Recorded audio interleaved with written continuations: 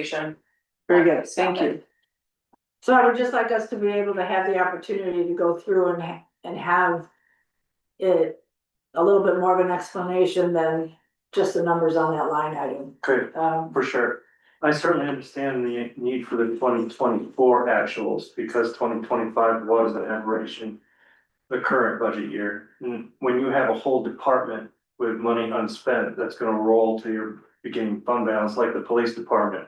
That's gonna have a very awkward impact on your budget.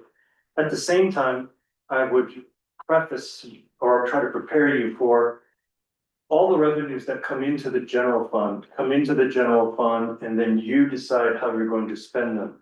They don't come into the general fund earmarked for a certain use typically.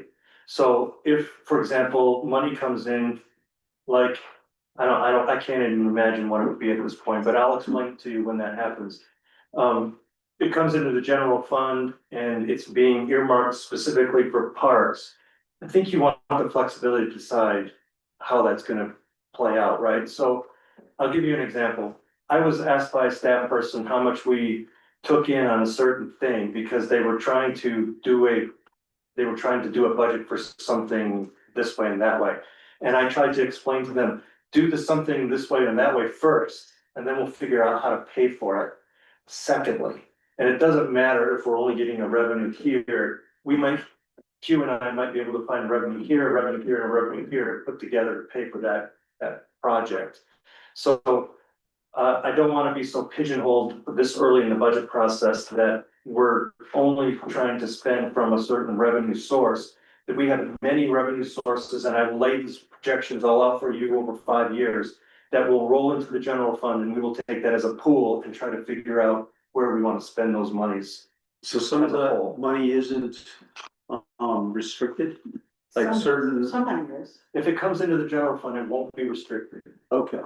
If it's restricted, it's gonna go into its own restricted fund. Road and bridge or Yeah. water and sewer. Right. Like the Okay. that the tax on parks Right. Correct. specifically has to go to parks. Right, And for the And there's parks, still some of that. there will be, yes. Yeah. And especially when you talk about money you bring in from a bond sale for the utility, that is, you're selling bonds for a specific purpose. You have to spend that money for that purpose.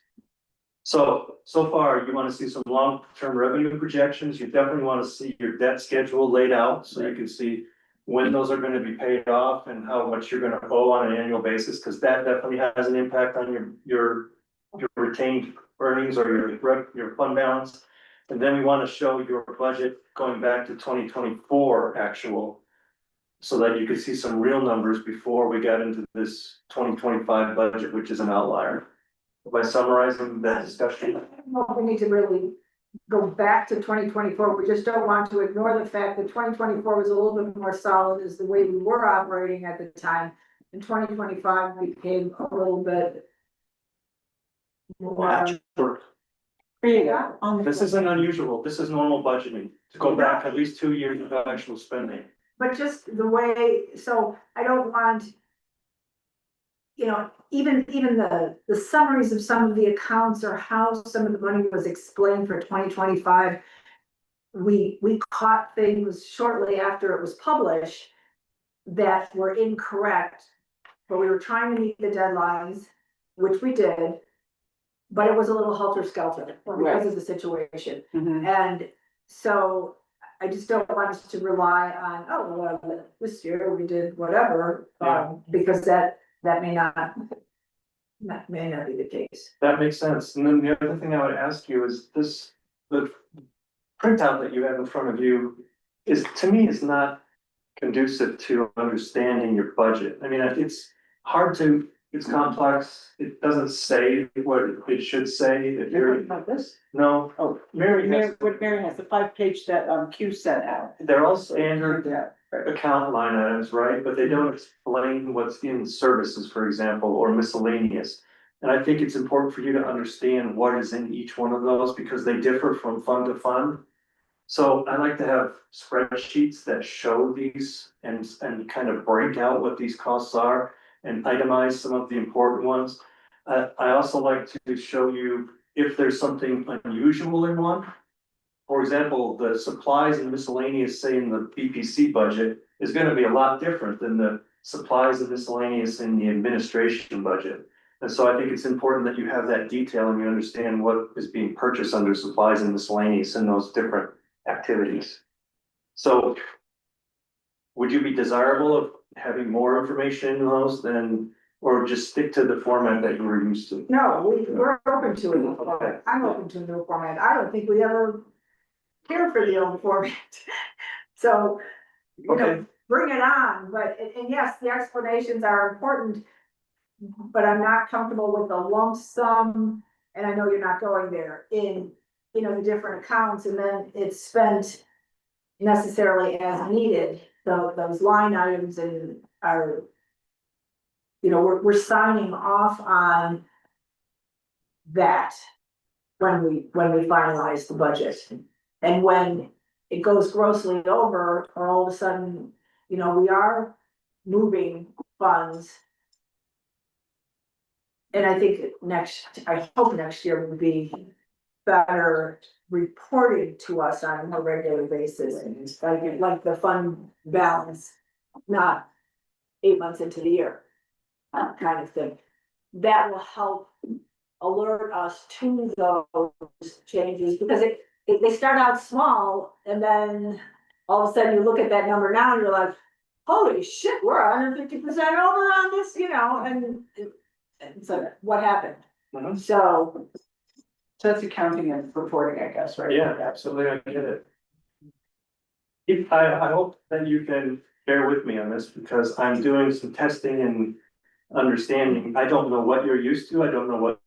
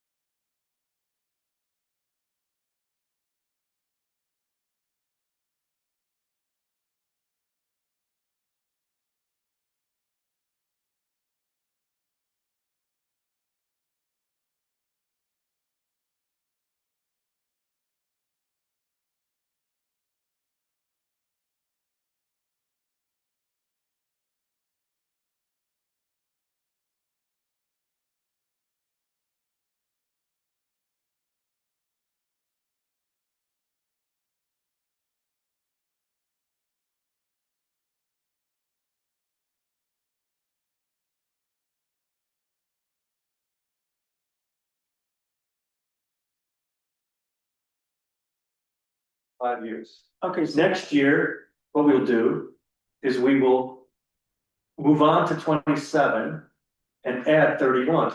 So every year you're adding that 5th year as a new year, and you always have 5 years going. Does that make sense? Yeah, We'll do that with roads, we'll do that with sidewalks, we'll do that with the utility will always have 5 years of projects that are in the queue, ready to go. Keep every maintenance and all that stuff up to date. Do you recall that when we had our interim town administrator before Rick Crowley was here, he provided to us a capital improvement plan for road and bridge.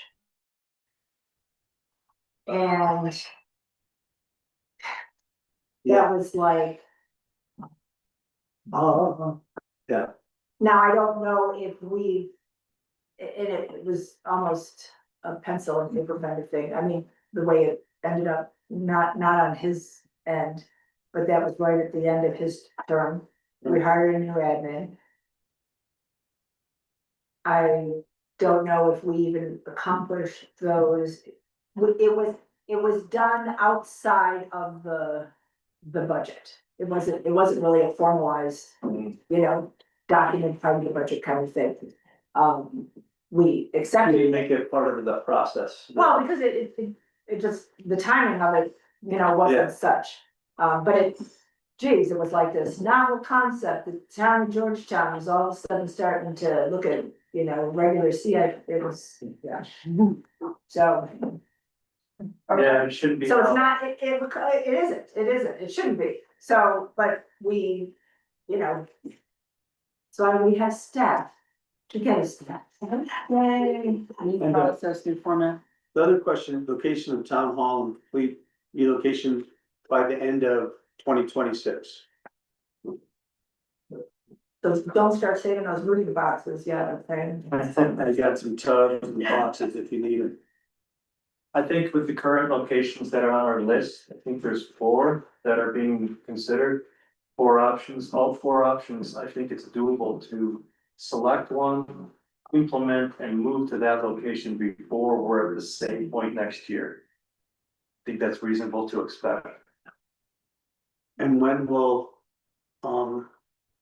that education, all that process really get started? I know we're discussing some stuff in the meeting today. Yes, on a meeting today, right? But I just didn't know if, when, we're gonna announce a lot of that stuff to the community. On the town hall thing, Yeah, Moving town hall. well, we'll talk about that in the meeting, but we have to get some real cost associated with the one option, right? mhm. And then I have meetings coming up with the county to see if they're really sincerely still interested in selling the annex.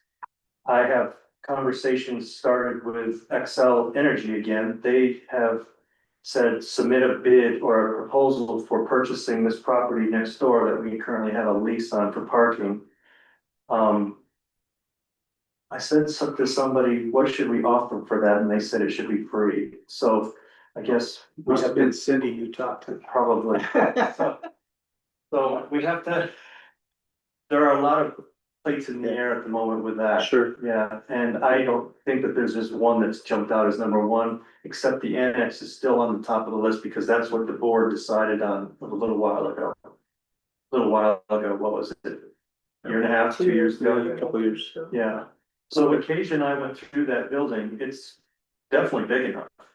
It has the space for us to grow into if we have to. But it will take some work, and the conversation we had with the staff there that was shell shocked to see us in the building at the time, and I learned after the fact it caused some consternation among the employees, was that the price tag was upwards of close to 2 million for that building. So if the county's gonna hold to 2 million, well, But down 6, they were offering 8 before. No, 2 million is for that size of building and that property and parking and all that. It was yeah, very good. so we'll see. You want another philanthropic. Donate. I had a question on the fund balance in your first, under fiscal responsibility. You were mentioning, you note in here that we can maintain a healthy fund balance of 20%, so revenue that comes in, we earmark 20% to go into the, general fund balance.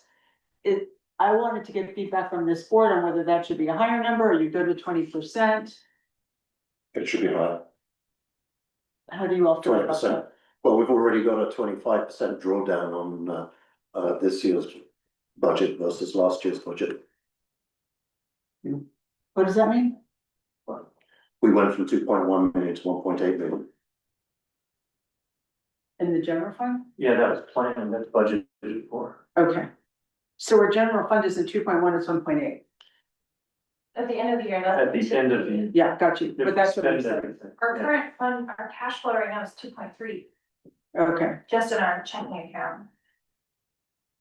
I'm not sure we can Yeah. decide that now okay, without seeing The revenue projection. exactly. that Okay, and There's also a little bit of a fine line in public work that if we're hoarding taxpayer dollars and we're not utilizing them for the projects that benefit our community, that's actually a bad slide. You can't, I mean, obviously wanna be fiscally responsible, you don't wanna like go out and like buy everyone a pony. But by the same token, if we have roads that need to be addressed, or graders that need to be fixed, or loans that need to be paid off. 20% by the standard of Tabor is very healthy, like, I mean, Tabor has a threshold that has to be maintained. And that's the baseline that every municipality in Colorado has to exist by. We're way past the Tabor threshold, which is awesome. And I'm not saying like, you know, every raise is for everybody. But if we have projects that are gonna improve the economics of our town, the road infrastructure, the water and sewer infrastructure, increasing baseline economic growth, then those are investments. That's not just like wasteful spending. oh, exactly, and that's why we have to be able to Yeah. consider all of that right, before we can find that magic number that we're comfortable with, and maybe it will be higher for next year, but we know we have so much on our plate that Right. needs to be taken care of. so we can make this a part of future discussions. So that leads me into something else, which is Dennis had put together a budget calendar, which you guys have all seen, I don't know if you have it with you. On September 12th, which is this Friday, the department heads are to submit their budget numbers. And then on October 14th, a proposed draft budget is supposed to go to the Board of Selectmen. I'm wondering if we shouldn't schedule a work session to talk about the budget, much like we're doing now, but in more depth with this additional information. With the department heads. Well, I was thinking just with this board looking at, hey, here's what the department said, now we have our 5-year stuff, now we have our payoff numbers. So when we have all of that information, it sounds like we want that, or do we not want that? I would also caveat department heads and commissions. And I commission. think you'll find that's later in the calendar though. I That's right think- here. October 20th. No, all of the, what you're talking about comes in down here, these work sessions. I'm looking for tonight, a budget goal listing, so that what we have is some direction on what do you wanna buy with your money this year?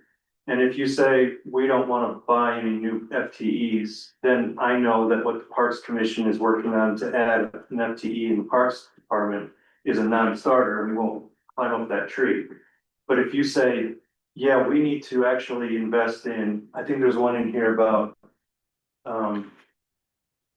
workforce sustainability, support competitive compensation and training to attract and retain qualified employees. That's a message to me, the department directors, that you support keeping our wages competitive. So in addition to the COLA, for example, that we would be budgeting as a matter of practice, we might want to be looking at upping some of our wage ranges to keep the quality people that we have, and we might want to budget a little bit more money in some of the departments for that reason.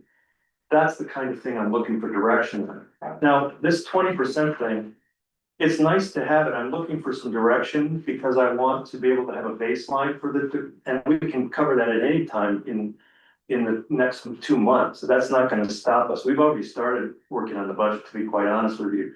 Like I said, the Parks Department's already started, the BPC's already started working on their budget. Design Review Commission has the budget proposal. Yep, and they sent that in today. So we're down the path on this, but we just want to get some direction from you from a 30,000 foot level. How you want to spend the money this year in terms of how you're gonna be presenting this to the community and what you want to kind of tick off in terms of the important boxes for the community. I don't know how we can answer that. I think that comes down to the department head, I'm not doing because you're choking, and so I'll cover. for I you. know, thank you very much. I think that comes down to the department heads and the commissions that we have invested and appointed to make those proposals to us. So I would anticipate that you as big department head are going to come to us with some of those salary pieces. Mhm. And in order to keep us competitive and to retain our employees, this is the number that it's going to need, and so then we're gonna have That's what I there's think. 20 or 30 different pieces out there of the, and even some, even though parks may have, and I don't need to pick on parks, they may have prioritized that because of how we need to shuffle them all into, you know, Right. the different spaces that may impact that, if it's not already allocated for parks money, so you're coming to us with all the pieces, and then we'll. Because I mean, wouldn't it make more sense if the departments, obviously, they probably already have their ideas on what their number one priorities are, and have them list that. Hopefully it makes it easier for us, I don't wanna guess at what their top priority is. It'd be better if they had their own ideas, I mean, they know the money that they have. Well, and that's why they're the department heads, and they know what's Yeah. needed and what hasn't, you know, what still hasn't been addressed, kind of thing. Yeah. And then it's up to us to. Well, presumably they produce a budget, which is a base case with an ideal in terms of what is not in the budget. Yeah. And so that ideal is kind of overspent. No, they've been, up until now, and we have a tremendous loss with Ryan not here. Yeah, Because he did provide so much information for both road and bridge and obviously, you know, sewer and water. But they've done their legwork. And they're not coming in with this pie in the sky guessing. Otherwise, And we've been fortunate with that. yeah, well, I say either way, we'd be more guessing anyway, this is their, what they get paid to do already. Mhm. So I mean, I would rather us not guess at what we think they should be doing, or what they need. I'm definitely in favor of making sure we stay up to par with, what they make and such. Okay, so let me ask you this question, because I'm not asking you tonight to say whether this project or that project is fundable. I'm asking you to look at this list and say, these all sound like good things for our community. Yeah. Because I wanna be able to tie these to these things. We're spending this money to be this and this and this. Our fiscal responsibility is important, our efficient service delivery, we're going to contract this service out next year versus hire new people, because it fits in with these goals and this strategy that this board has developed. I guess I'm looking for that.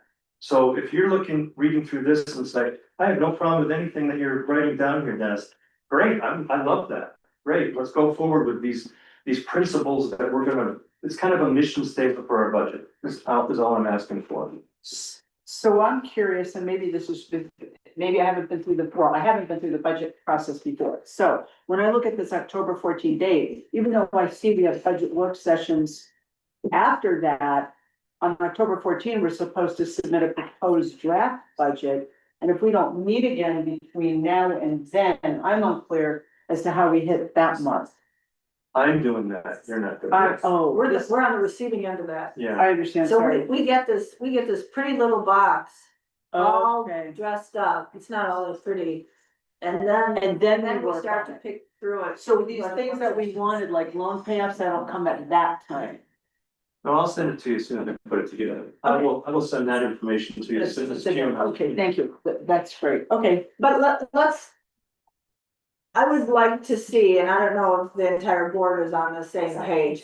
I would like some time during our meeting, it doesn't have to be a work session, to go through that information, because it's like this. We're getting this handed to us, you want us to say, yes, check, but we really don't have the opportunity to process it, absorb it, and even talk about it. It's kind of like this, kind of like the revenue information that we were given last time. Yeah, And for us, and it's helpful as a group for us to go through it, you explain it, if we have some questions, you know, we can either get it on the spot, or you can respond back to us if all of a sudden it's like, oh yeah, shit, I forgot to ask that question, kind of thing. So I would like a little bit of time and a meeting prior to that.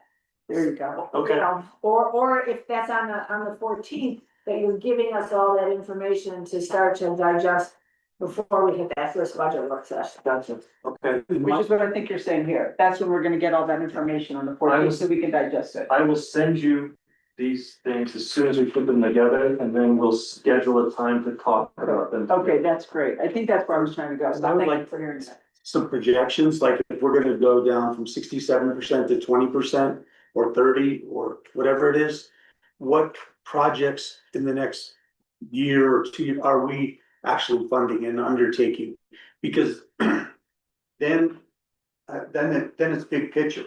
I'm not micromanaging, I'm not worried about how you're spending $500 here or $1,000 there. But, oh, we're gonna take this fund balance and our public is saying, hey, you're spending up some of our reserves, what are you spending it on?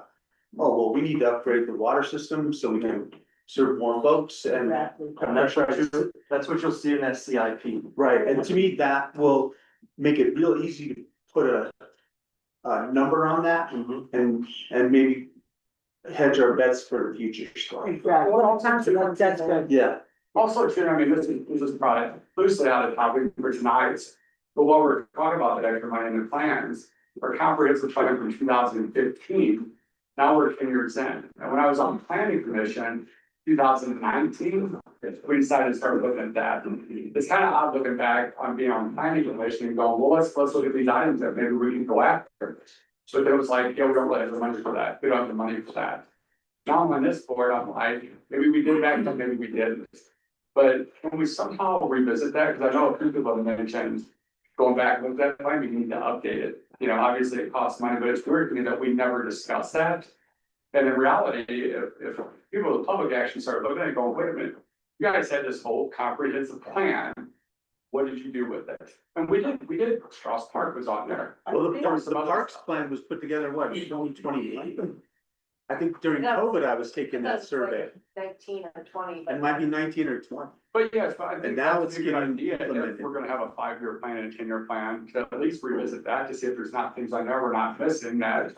We can And go I after. think, is the planning commission now looking at that comprehensive plan? I'm pretty sure they are, I thought I heard that they Right, were, I think they are. but So to your point that we should Well, keep track of that. yeah, in 19 we did, it just, they kind of got away from it with some stuff, just because a lot of it was like, you get the dollar sign and it's doing the $3 sign.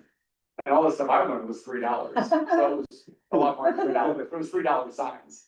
Which Very means it was a good. lot of money, but yeah, so I mean, that would be worthy. But we should be weighing it against Yeah. those plans. If we adopted those plans, I mean, we didn't, but you know, that was adopted and we were supposed to be carrying that, you know, forward. Yeah. Where are we with that? And is it time to re-up it? And maybe some of those things, you know, Well, it's good for Dennis too, because then that's one more thing that helps him, you yeah, know, it helps us with him go after stuff, right? Absolutely. or if it's still revision. I say we should be updated, we're just planning to update the comprehensive plan in 2026 for. We're scheduled to do a review of the comprehensive plan next week at the planning commission meeting, so you're welcome to. Very good. Which I think, maybe I will be wrong, I might be right with that. So in terms of this work session for these goals, does the board have any other comments or questions for Dennis on that? It's 10 to 6. Out some of the notes that we took, no, and I actually can share it with Thank you since you were trying to fix our internet. Maybe one of our comprehensive goals is we'll be fixing. Well, fixing the Well, work. I think it's. Okay. I don't think it's. That's a So- lot of work. That is a lot of work. Thank you for putting that together and Thanks, Stems. thank you, board, for this. So any other comments or questions on the goals? Okay, so do I need a motion for work? Well, I think I the do. last thing I wanted to bring up was, I was waiting for feedback on the code of conduct, and I have not received much from that. But I did from Mary, and I have taken the Erie example, and I have taken it and put it into a Georgetown format here. That's outside the scope of our work session, so Yes. I'm sorry. can we discuss that during our regular session? Oh, we can't talk about that in the work session? Why don't we talk about it during your town administrator report? I was just gonna say, you can pick them up whenever you want. Well, we'll talk about that during the Okay. county administrative report I section. sent the note to you because you're being popped up, so just For forward, Nora? no, just forward it to him. It's coming from, Why all of a sudden am I the secretary? sorry, I sent it to That's you. okay. I So said, no, we are going to- You don't want to be. I did select one. We're going to call this adjournment at what is it, 5:52? No, yeah, 5:52. Thank you. We'll come back at 6 o'clock for a regular meeting. Sorry, I did not mean to send it to you. Where you going? I'm on Ryan's No, I was computer. gonna say you're right. Yeah, it's Ryan's computer, so it's not already been. It's mine's still- Never brought the cookies? So I'm sending it back. Alex, Thank you so much, Alex. so there's oatmeal there. And we'll I don't know, all else. This, I would literally stretch me, look at my pants. Please. Thank you so much. Otherwise, they're gonna go stale. Otherwise, you're gonna eat them all. Yeah, and I don't want to. My mom's dinner, no, what are we at? That's very good. Hello, Tom Elliott. How you doing? How are you? Good. Good. Thank you for And did you have, Good. your presentation that you wanted up on the screen, or do you just wanna talk to the? Just emailed it. No, you can be all yours. It could be all mine, thank you. This is all mine. Yeah, enjoy that, yeah. Yeah, thanks. Got my files organized. Hello. Are you done? Dennis, were you able to find the real Is it like here, I'll give you BPC some code? pass around. Okay, I found the one that was, redline, that was in the packet that day. in the April, Yeah, okay, I found that, it's on my desk. okay. It was the change in, representation and membership. You want me to grab it so you can see it? Sure, Okay. thanks. I just don't want us to be By the time that, it'll be. moving a second reading and undoing what we did. You're getting nervous, like, staying up all night. No, I know. Yeah, so tired. Well, That look was at one of this, the lit up questions like, in your I email. would take over for Virginia. Right, I didn't have access to that. Then when I did my. But anyway, that's- so that's like good 2 or to 3 o'clock in the morning, it was like awesome. But I was just, I just don't want us approving, Done this before. Right. yeah, It's not. yeah. yeah. Always think about that, now I don't know if people want to jump on a treadmill, but.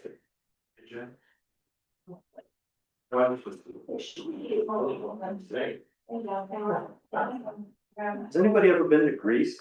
All right. No, I've never been to Greece, actually. Yes. My family's Greek. My wife is finding all these vacation places in Greece that are like $200 a night, you know? The Well, you should pictures go look there. great, but I am suspicious. Well, you know, you Yeah, they're children.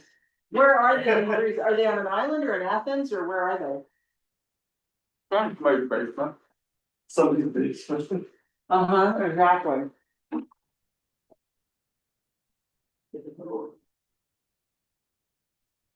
Let's see here.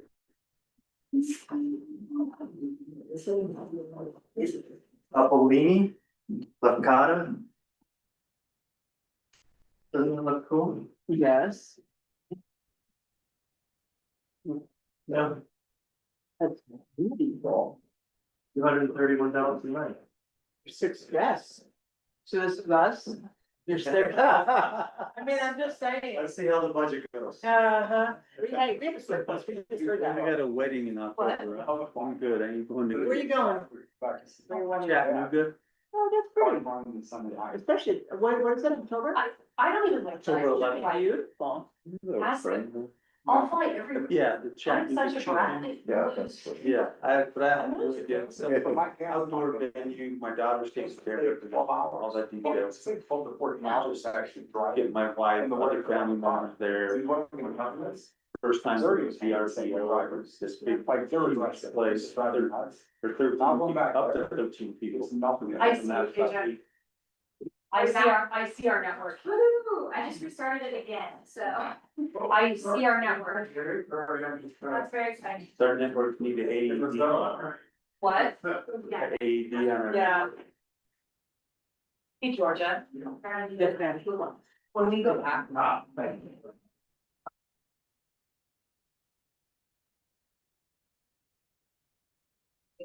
This is Jared. No The shortage. buffet is open. No shortage. Alex and Dennis and all kinds of, yeah, lunch, Oatmeal. cookies, chocolate. Sign me up for Don't be cookies. shy. Cookies and root beer.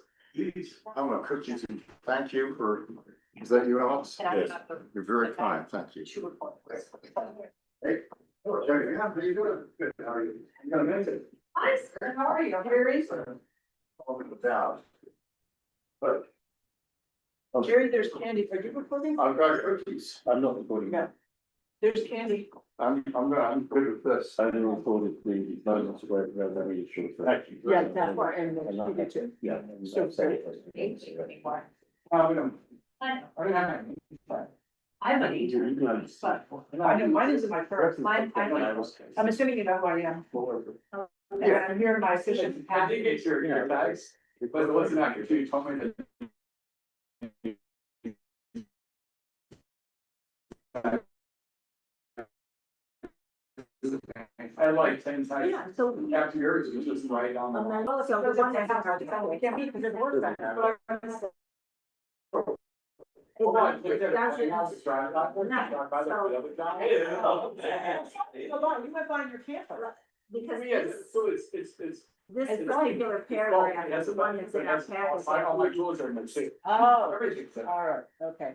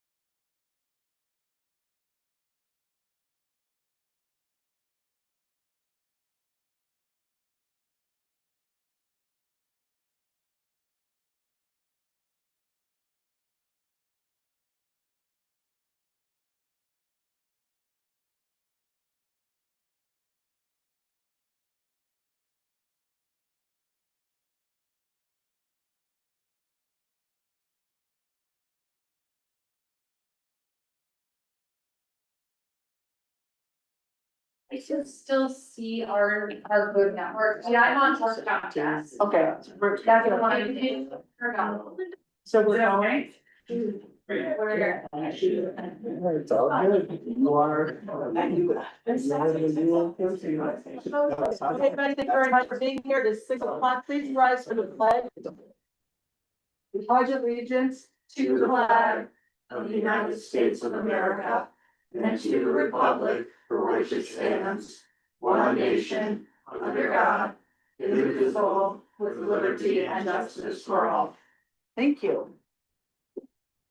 The September 9th, 2025 Board of Selectmen regular meeting is called to order at 6 o'clock PM. And the roll call is Mary Smith. Here. Rob Connell is out. Amanda Cooper. Here. Alex Sassoon. Here. Dwayne Kaczynski. Here. And Rich Barrows. Here. Thank you. Before we move on, I just wanted to mention in our work session, we were going in and out of the internet. We do have recordings that are going to be available. Please contact the town clerk, Bridget, and she will provide you with those pieces of the meeting that did not make it onto the internet. And Rob Connell is also here remotely to just. And Rob Connell's on remote. Hi, Rob. Thank you very much. I'll mark you as here. Can he, there you are. Hi, Rob. Hi.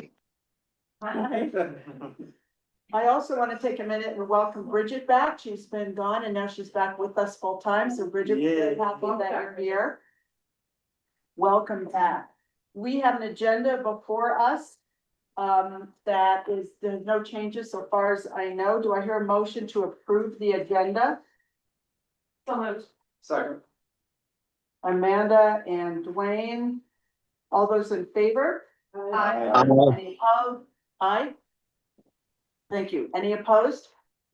The agenda is approved. For audience business, members of the audience have 3 minutes to present any matter of interest not already on the agenda. Letters will be acknowledged, but will not be read aloud. Do we have a member of the audience who would like to say something? No? Okay, anybody online? No, other than Rob, okay. We will move on. The next item for your approval is the payables. They are dated, the payables themselves are dated. Hang on.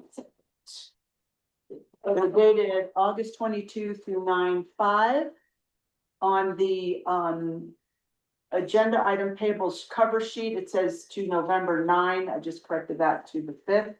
And also on your agenda, the date of August is the 21st, not the 22nd.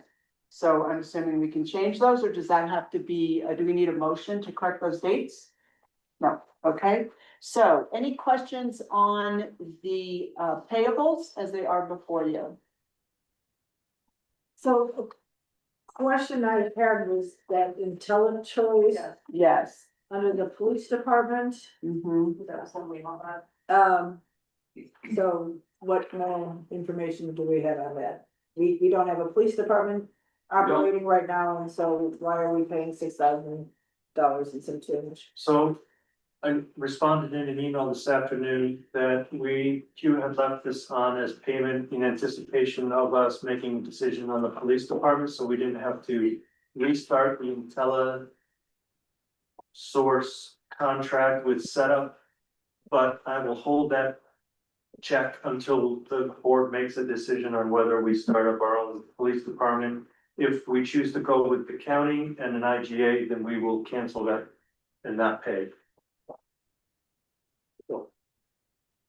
Any other questions? Okay, so do I hear a motion to approve the payables with the IntelliChoice Inc. check being held? So moved. Second. I'm sorry, Rich moved Yeah. and Alex seconded. Yes. Thank you. All those in favor? Aye. Any opposed? Rob? No, I was agreeing. Okay, thank you. The payables are approved. Thank you. The next item for approval and consideration, there are 2 sets of minutes.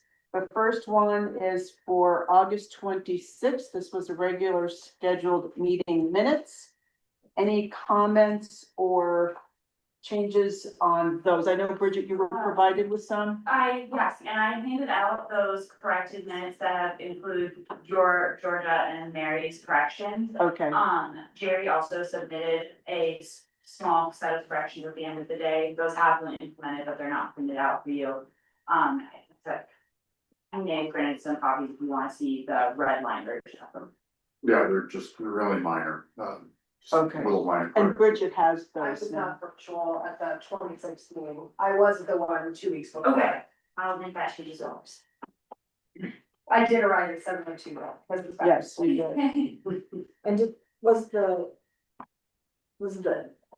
MOU and the IGA? Yeah. Yes, that's I handed out the updated set of minutes. There's I'm that just looking, should be correct. what number, that is number 6. Number 6, and it should be the MOU that got. Yeah, it still says. Right, that's what it says in the motion. That's what it says in the motion. Mhm. To approve MOU, okay. So the motion is correct as it is. That is correct. presented. Okay. Yeah, okay. Thank you. Any other comments or changes for August 26th? Do I hear a motion to approve the minutes from the August 26, 2025 Board of Selectmen meeting as corrected? So moved. Second. Mary and Amanda, thank you. All those in favor? Any opposed? Very good, those minutes are accepted. The next set of minutes that we're looking at were for the special meeting held on August 29th. Any changes or comments on those? Okay, do I have a motion to accept the minutes for the August 29th special meeting? So moved. Okay, what was that? Dwayne and, Second, Rich. okay. All those in favor? Aye. Any opposed? Aye. Thank you, Rob. Okay, those special meeting minutes are approved. The first agenda item for action is the consideration of the town of Georgetown branding proposal. And I believe we have Mike Huggins here to talk about that. In your packet, sorry, Mike, give me 1 second. In your packet, you should see a cover sheet and then Mike's proposal regarding the branding that the application's wanting the logo, and also this is going to be the new logo, correct, Mike? This one down here. Both of them be used, Both of but, them, okay. the bottom one primarily if there's space for it, but if there's, a situation where it needs to be more condensed, the one that we have to do some applications, which is without the tower. Okay, very good. Is there anything you want to add? Go ahead and say what you need to say. No, I think the packet kind of explains everything if everyone's reviewed it. You know, myself and some other members of the business, promotions. For, and we're working on it for the last handful of months. I mainly just wanna move it forward, that this is the new standard. One of the things I wanna make a note, why we got the tower, it's, corresponds with a lot of the more permanent structures of wayfinding signs that we've been using, different types of tower. This kind of goes with it hand in hand, so. It looks really good. Thank you. Yeah, it does. I think it looks great. And you notice, or note in your cover sheet that the next steps you need are board approval and then of course implementation Yes. and rollout. And this would be, so we can also standardize email signature blocks, business cards, et cetera, et cetera. So we have the standard branding is what we're going for. Yep. So any questions for Mike on this? Not a question, but just to clarify for the board, so one of the comments that was made at BPC was that there's 2 years that correspond with Georgetown. 1859 is when Georgetown became a settlement. And in 1868, it's when our charter went into effect. So, and it, I believe on our website, we still have the 1868. So That's interesting. are we, not that I want you to redesign anything, but I don't know where everyone falls on the history thermometer gauge. If 1850, or do we want to indicate both? We were founded in 1859 and incorporated in 1868. So Mike, is there a reason why you chose 1859 over 1868? That's right. I found I didn't realize that there was a discrepancy when it comes to. That's when we became a territorial charter, correct? It was 1868. So I think what we decided when this came up many moons ago, BPC, is we went with what was on the rock. Coming into town, we were like, it's set in stone. What's It's on that? the Which rock. one? 1859 Oh, is what's on the rock. But so when we celebrate our charterhood, we fast forward to 1868. So Yeah. I'm just bringing it up to add more confusion to the branding. So just, I think established is fair, it's like, that's what we need out here. Yeah, I agree, because we established it, we created the charter one time later. We didn't have Jerry to help us, right? So- Now we're around and winding around. I know I'm almost thinking now, but I'm not. I should lie. No, but that was actually the whole logic behind it, was legitimately, we went with what was on the rock. well, so then if that's what we're going with, then 1859 is fine. But then we just need to make sure that we're consistent and make the corrections in other applications where it refers to a different decade. So. Rich, What's this gonna cost us? Because usually when you go with a new brand and you're branding t-shirts, uniforms, vehicles, We all don't, that stuff. we don't have a lot of stuff that's physical, that's branded, we have some decals on trucks, which we will be needing to, I think I note that in the album. And then we do have some public works clothing that we'll be phasing out, but we get new stuff for them anyway. I don't necessarily think we need to get rid of all of their existing clothes. We can just buy new stuff. replace as needed, maybe. And then the business cards are not very expensive, Isn't it a lot of time though, like on the social media platforms and that sort of thing? yeah. Is that your time? Is it Dennis's or our new? Well, Bridget already had started down this path, and then we realized we didn't have all the approvals we wanted. So, quite honestly, we stopped and backed up, so. This was a perfect project for Bridget while she was on maternity leave, so this was, Sure. yeah, so, no, I think it's something that we can take on, and I think it's sorely needed. I mean, when you take a look at the two websites and we wanna, Consistency we wanna is bring huge. our image together on both sites, I think this is very important to This is us. very polished, it's very clean, it looks. really Yeah. I like Already it. done. yeah. And now, will it be in color in some places, or is it only black and white? We do have a teal blue version that we use. Teal It doesn't have blue? the tower on it, Okay. but Have we accepted that color as our town color? No, you need to think, that's another conversation. Okay. colors. Well, we are not doing colors. So any questions for Mike? Any other questions on this brand update? Are we okay with 1859? Yes. I move the board of selectmen approve the new branding proposal recommended by the BTC. Second. Okay, Mary and Dwayne, all those in favor? Any opposed? Thank you. The new branding passes, and thank you very much, Mike. We really appreciate all your work. It looks really good. Thank you for updating us. I'd like to sit down, I'll go celebrate my birthday at Mother's Day when it's joining. There you go.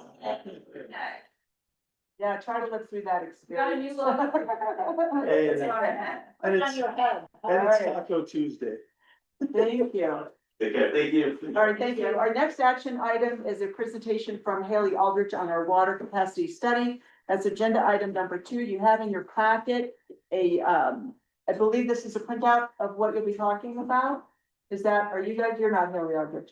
They are. Yeah, you are, okay. Is this a printout of what you'll be talking about? That is it. Okay, so you have it in your packet.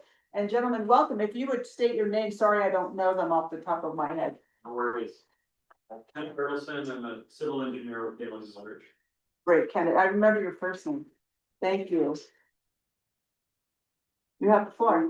I am William Bird. I'm sorry, William Bird. William Burke. Thank you. Senior technical expert, field other. And resident. Thank you. And And resident of Georgetown, so we look so. So we don't have Haley or Aldrich, but we. Well, we have these It'd two. be hard to get it. Thank you. So this just, this is a follow-up, it was about, 3 meetings ago, month and a half or so. We went through some of the modeling results, this is kind of the next step. Streamline the presentation, we're gonna talk a little bit more about some dollars and some numbers and go through some recommendations on next steps. Slide. So just a quick summary, this is the existing water system, the lines you see there in various colors are the different line sizes. We don't have enough information to go into types, but you've got, that's your water system, single source up on Clear Creek, goes through the filter, you've got 2 tanks. 400,000 gallons, that's the newer one, that's over on the west side or north on the west side of I-70. That's just under 700,000 is the one up at the treatment plant. Maximum daily demand occurred sometime last year, around 240,000 gallons. You do have booster pumps that were put in place. You actually have some nice information about it on your way up the stairs. So that was pretty interesting to see. And then 86 fire hydrants. Threw that up there because that's how we ended up calibrating the system. We took physical measurements from 9 to about 10%. And our model was calibrated to the findings of those hydrant tests. One of the big things that came out of the last presentation was storage capacity. All of this started with the development that's occurring, will the town have enough water? Will they be able to get it to everywhere at the time it's needed? So storage was a big concern. So thought we'd go through a little bit of how the storage works and what that storage is. Because right now you have some interesting things in your water system when it relates to storage. You've got 684,000, so around 700,000 and 400,000, so you a little over 1 million gallons total. But it's not all available at any given time. One of the things we found out going through the system with staff is that the large tank can only operate in a certain range, so you're actually only getting about 20% of that tank's volume at any given time where it starts to get pressure issues. I think that was one of the drivers of getting the booster station in at the other one to add some redundancy to kind of stabilize flows. Get into that, but on tanks, this is kind of a good summary of where tanks tend to hold their storage, right? You've got your operational storage, which is what people are drawing from day to day at any given time. Equalizing storage is there to make up that difference. You've got peaks and valleys throughout the day. That equalization storage is there to make up some of those valleys. Fire suppression gets added into there. That's one of the things we looked at. Recommended fire flow, we talked about 2,000 gallons a minute for 2 hours, 240,000 gallons. That's a pretty big chunk of your water system. And then with the reduced capacity of that other tank, your operational storage in that tank actually kind of falls somewhere in the middle, and that dead storage is on either side. You've got 35 feet of tank, but it's operating mostly between 22 and 28 feet. And so you've got water in here that's never drawn down, and you've got space above it that's never filled up. So your active volume is a pretty small slice of that. And that's not necessarily uncommon, it's just the amount of dead space on either side is different, but it's not something that can't be worked out. Are there any questions? Like if you go to say a pressurized pump system, does that give you access to more of that storage there? Cause it's a gravity fed system, right? Yeah. So you don't necessarily need all that Right. if you go to a pressurized system. That is part of why you're operating in that range, is to maintain specific pressures. A pressurized system will flatten that hydraulic grade line and equalize the two tanks. Because right now, everything goes through that main tank, which fills the other smaller tank, and it feeds the system from there. So you actually have two hydraulic grades kind of going against each other. Right. With a pump system, you can control that. And gives us access to more servicing more people. You open up that 20% to 90%, because you usually have to give up around 10% of the tank. You Yeah, just don't count on it there. right, Yeah. Okay. very good, thank you. Yeah. And so the other thing we looked at were your current development fees, because a big driver of this study was, are you recouping enough when people develop, are they paying enough to actually get the infrastructure in and get the dollars you need to maintain that, not only maintain more system, but pay for any upgrades. You know, if you need new hydrants, if there's any line upgrades that need to be made, you're recouping it currently through development fees, you know. So if there is a trigger that, yes, you can build here, but we need a bigger line in the system, you don't have that kind of data right now. We're kind of working through that with the model. So if a developer came in and there's enough volume there, you know, there's enough volume there now. But if the line needs to be upsized to maintain pressure or specific flow, you know, that you can't really point to that and say to the developer, well, we need 300 feet of 8-inch instead of 6 for yours to be viable. You're doing it this way. And so these are your current fees. You got two main development fees, 740 or 7,485 times the number of EQRs equivalent residential unit, which is around 230 gallons on your system, based on your fees of 7,000 gallons a month. That's what your standard baseline cost is. Overages go into anywhere between $12 and $15 a month, depending on how much you're over. But then that goes into your EQR calculation. And so an example here on an apartment, apartments are typically discounted based on water usage. They don't always use the full amount of 230 gallons a day that a single family home would. So we usually see between 70 and 90% of that is what's accounted for as an apartment. So an apartment or condo of 20 units, you can calculate it, assuming 80%, you're looking at two different fees, and you've got a standard and a large. 7,485, 11,475. In your code, that code there talks about the ability to get those fees and charge those fees. It doesn't necessarily distinguish between small and large. So that's one thing we'll have on the slide later for recommendations, is looking at what triggers a large development versus a standard. Because they both do take into account the number of EQRs. But, you know, fourplex and the 24plex, I mean, I would consider one larger than the other. And so that's something that may need to be talked about by the board on how those numbers actually are put together.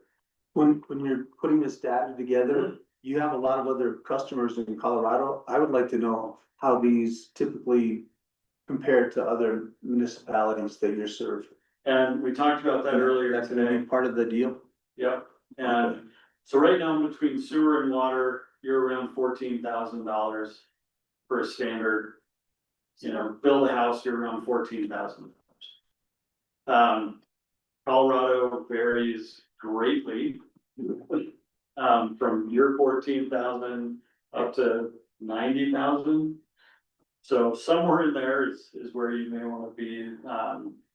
Dennis and Kate and I were talking about that earlier, and for an update we're gonna do here in November, we'll have some more. Similar sized municipalities. Yeah, Just like we do salary studies, we Yeah. pick certain places that are kind of yeah. in the ballpark. From a strictly O&M level, these numbers seem okay, but from, you know, having to make upgrades and things for more development, Right. you're probably on the low side. So we'll have some different numbers for you in November. Very good. Any questions on fees? No, thank you. Okay. So we showed this one last time. This is your water system, how it currently functions. The pressures aren't as important as kind of the trend, right? The cooler colors on the left, you have pressures about where you'd want to see them in a municipal system between about 60 and 70 PSI as static pressure. On the right side here, where the new development is occurring, you've got larger line sizes, you've got easier paths for water to get into, that other tank is draining to it, you're getting high pressures. And one thing we've heard from staff when we talk about the booster pumps, when they have been turned on, they've blown lines. And so The old stuff. well, and The newer in stuff the too. middle there. But the biggest thing to look at here is how there's a fairly clear dividing line in the system, right? It's all downhill from here to here. Your highest point is here. So, you know, one of the things we were looking at when we were modeling is how to break the system into two zones. Right, where we can, instead of having two clearly different hydraulic grade lines that are kind of fighting each other around the roundabout. How can we smooth that out and make the system move? North is to the right on that sort of, North is this way. yeah, okay, as compared with. And where's the roundabout? I'm The sorry. rest of the world. Roundabouts, right By the about, gas Right there. station, yeah. Thank you. right, sorry, right about where that color changes. Okay. That's, it's over there. So this was the hydrant. We, like I said, we calibrated it to the hydrants. This is the model run based on that data on the hydrants. Green, you're at or above your 2,000 gallons per minute. It's this shade of blue, the darker blue. Kind of in the area you're starting to see more development where your hydrants are dropping hydraulically. That's, Yes. yeah. So we're seeing pressures staying pretty good. flow is dropping, from a hydraulic standpoint, so, you know, the more water you're getting in there, the harder it is to serve that fire flow. We bring this up for, a couple of reasons that we'll get to here in the next, And what's the optimal flow or are you? 2,000 gallons a minute for 2 hours is what's recommended for fire flow. Okay. In the next slide. So. How do we kind of smooth out some of those issues, right? How do we make that map a little bit cleaner? Like you had pointed out, putting this thing on pumps. That way you control the system. You can not only open up the storage into your tanks, but you can control it hydraulically much better throughout the system. By breaking it into 2 zones, you'll have 1 zone of higher pressure, 1 zone of lower pressure right now. You can put pressure reducing or sustaining valves. With pumps, you can then pressurize against it. You can equalize the system that way. You're not having to rely on gravity. Shove the tanks. And you're putting together a cost for all that? Yeah, And an annual maintenance cost with those also? yeah, it'll have a 10-year projection. Very good. Yeah. And then so these are kind of the low hanging fruits on next steps of actual projects. So breaking it into 2 pressure zones. Also looking at where you've got line replacements, where you've got older lines, you've got some 4-inch lines, you've got some older 6-inch lines. That are in roads that may need to be repaired or sewer lines that are slated for repair, looking at economies of scale on. Let's do roads, water, sewer at the same time, because the cost of that line isn't the pipe, it's the hole. That's the biggest cost. And so how can we identify some of those problem areas for you as part of the modeling system in this next step? To get those kind of on a list. When that road gets done, let's put the water line in, and here's what it should be, and try to get that worked into your comp plan. I heard you're working on that. So, Very good. yep. Next one. And this would be the goal then, of kind of smoothing it out. You're still gonna have 2 different zones, one can be a little bit higher than the other. But you're gonna stabilize things, you're not gonna have the same blowout issues of piping that you have. You've got infrastructure in place at the new tank. You do have a booster pump there, working with those valving to separate the 2 zones will help that thing not blow back out. But you'll be limiting, it can pressurize all at once, that valve's only gonna let so much through. Yeah, one more slide, I think. So the next steps, we'll do a rough order magnitude cost for kind of those 3 options. Budget analysis of development fees. With the potential upgrades, we'll gather some, you know, comparative studies of other municipalities. And then maybe a discussion for the board, you know, how to define large development, or you know, are you okay with certain projects given a certain timeline exceeding? You know, you may not have enough fire flow to get there, you may not have enough flow. Where are you comfortable kind of extending out to keep development going? Because I know the whole goes away in November.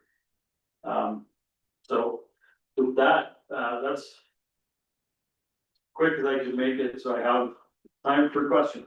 Absolutely, it's time for questions. Who has any questions? Well, for our budget process, I think it'd be valuable, even if you have some ballpark numbers for Dennis, to include that, so that way, if, for our 5-year plan, Right. we know what we would have to get done next year. And be able to include that in our budget, because this is one of the things that we would We know we spend have to some do. of our surplus on, and make it a safer, better place here in Georgetown. Well, obviously, Kej and I wanted to know, we couldn't wait, so we were asking Ken, we were working in this afternoon, and he gave us a ballpark of around $500,000 to get the pressurized and valve systems installed next year. So that was actually good news to us, because Ryan and I were talking about something a little north of $1 million.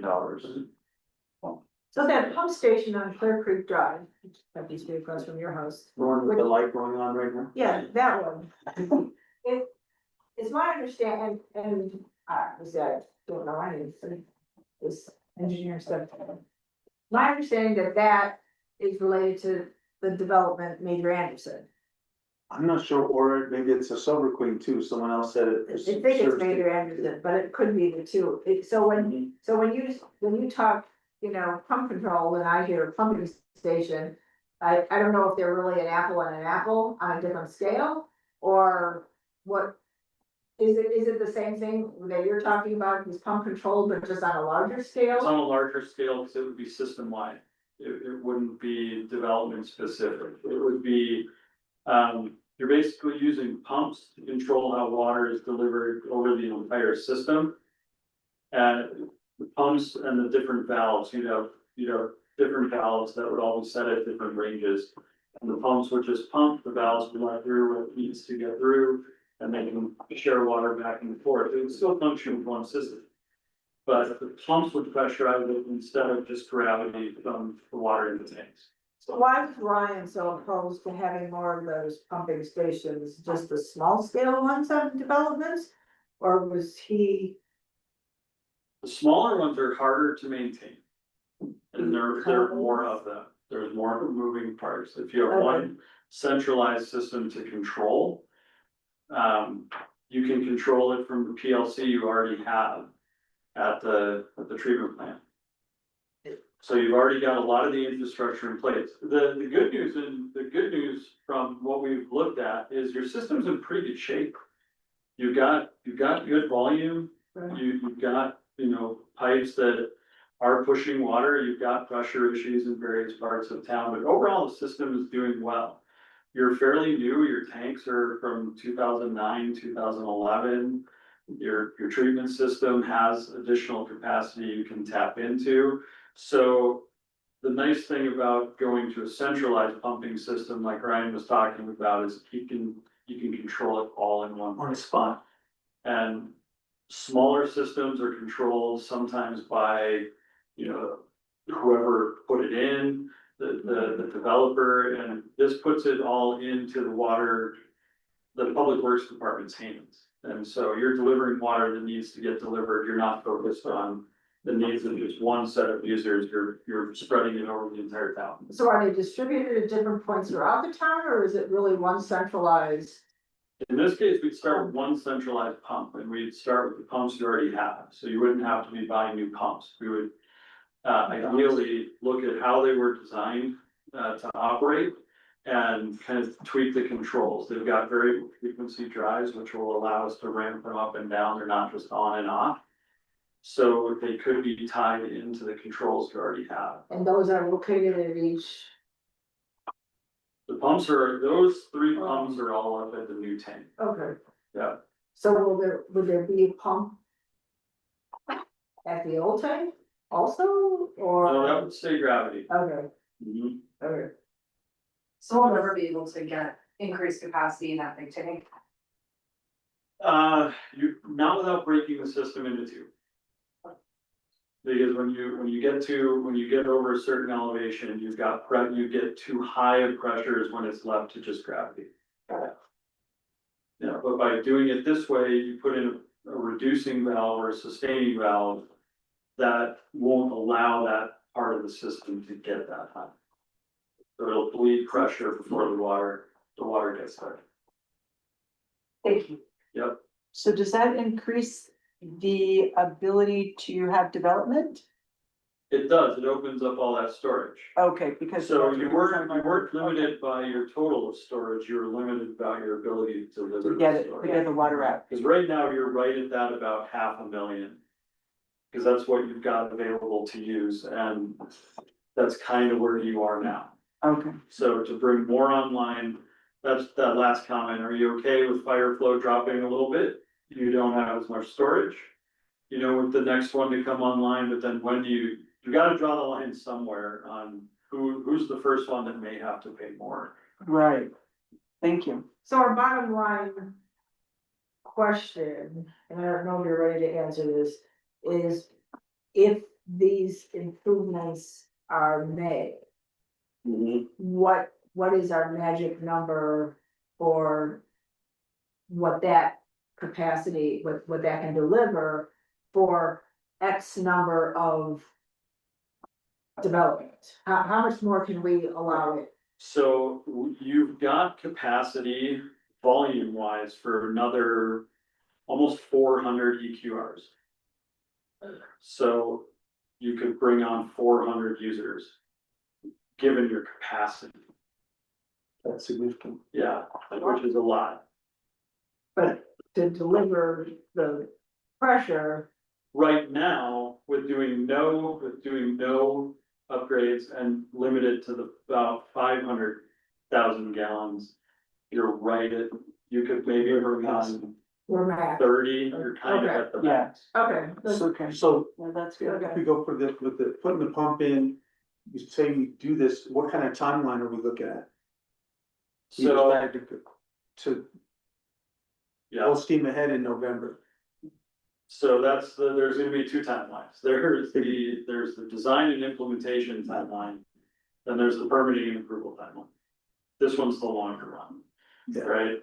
So the design can happen and it goes into the state because you're gonna have to do a modification to your operations permit. See. Which you would have to do anyways to get the second membrane train running at your treatment plant. Cause right now you're running on not full capacity there either, it's only permitted for the one. The nice thing is you could do that permitting process at the same time. And it wouldn't say you have to run it that, you'd be permitted up to it. So you could jump ahead and do that at the same time, you know, it's not gonna cost. It'll cost less than two permits, but you know, more than one. Right. So since we're at capacity and we have moratorium through November, is that? Then we would have to, because that process and especially the permitting process, we would not be able to take on any major developments, but we might still be able to add one or two homes to the system. Yeah, you could add more, you know, a lot of the infill that's going on, those will easily come online. You know, you Okay. just couldn't bring on another 10 person or 10 unit condos, Okay, you know. That one would be pushing it, but the infill and single family homes, that can all continue, that's not. okay. So this just allows for the footprint that we have now within our boundaries. If we were to down the line, short term, down the line, consider annexation and further infrastructure with pipes and all, then this no longer applies, or there's some room in this plan to allow for some annexation? That's a good question, and the short answer is it allows for that. You're no longer worried about what can we feed from the elevation of the tank, right? So if you're annexing something that may have a combination of hillside, maybe down the valley, that just gets added on as another zone. And then it could be controlled by different pumps. Right? This first step would use pumps you already have in the order. And then anything that gets annexed may need a separate booster station or feed. At some point, you may need another tank that could be handled in a third zone, but you've already put the controls and that infrastructure in place. You have up to 400. Right, which is a lot. Yeah. Yeah, thank But you. that's Unless within you our could put boundaries up now. items. Well, right. Well, Yeah. we could do that. You can take over several. Any other questions for Kenneth on this report? Thank you. Thank you very much. It's really hard to hear you last time and. Oh, no. Oh, problem. this is so good. Thank you very That much. Josh guy, who's on Zoom, does he have any questions? Any questions for Rob? Are you on there? Anybody else? Hey, I just had a question. Yeah. Yes. So, one of the things that we're building, you know, we can't go sideways, we have to go up. Have these booster pumps counted for the head pressure that high rises dictate? So these would be delivering to the service itself. So we'd be looking, right now, we've only looked at the service connection. So we're trying to get to about 75 PSI at that service connection. If there are areas where you've got to go up, you know, 5 or more stories, then that's something we'd have to look at. a way to either sustain that pressure or, maybe boost that part of the zone. We can't go above. What's our code for commercial or height? It's not that reasonable. I didn't The think, placement of those pumps, paramount to the kind of pressure they'd be fighting? I mean, I would imagine you'd probably want to introduce those pumps somewhere in that neighborhood where that, you know, that pressure drop is in the distribution system. Does that make sense, or am I off? No, it makes sense, and I get what you're after, and so. You know, if we use the pumps that are already in place, you're actually, and this is gonna sound weird, you're gonna be pumping downhill. And is kind of an odd scenario. So you put a pressure reducing valve at the bottom of that to give the pump something to push against. And then it allows what you want it to go through, and then you'll have your other set of valve breaking it into two zones. And that pressure reducing valve will be set to your maximum pressure of your remaining gravity tank. And so those two in conjunction create a pressurized system. Does that make sense, Rob? It does. Okay. Any other questions for Kenneth? Nothing? Thank you so much. I Yeah, really thank you. appreciate it. Love the handout. Thank you. Thank you. Thank you so much. Okay. Yes. Before we leave Oh, the sorry. topic, Yes, the, absolutely. the key point before releasing the moratorium will be finalizing the new development fees. I just wanted to remind everybody, so when Ken comes back and says, here's what we've got with comparisons, and here's what we've got a recommendation from our calculations. When the board says, here's what our new development fees will be, and we vote on it, that's when we're ready to lift the moratorium in November. If we can't get to the new development fees, then we probably would want to extend maybe another month to get that. Very work good. done. Yeah, thank you. Because the construction of those new facilities that will trigger the need. They'll be being built while you're lagging in your design and permitting. Right. So you're not gonna need them right away. So you can play catch up. Probably want the fees in place. Yeah, Want the that's money. it. Thank you. I was just concerned about the moratorium as it relates to single family housing. For sure. so what's the impact, to go back, before you run, Yeah, with this pressure, more pressurized in the pump system? You know, we have, right now, we have the opportunity for 2 operating breweries in town. One is at full speed or close enough to full speed, and the other one may come back online. And right. so is there impact, positive, negative on them? And, or if another operation that needed, you know, more water than, you know, your average household kind of thing, how does this all impact that? So they need to submit, they would submit their plan to the town. And part of that initial permit and review submittal is how much water do you need? Right, single family home, it's easy, I'm a single family home, I need my 230 gallons a day or 7,000 a month.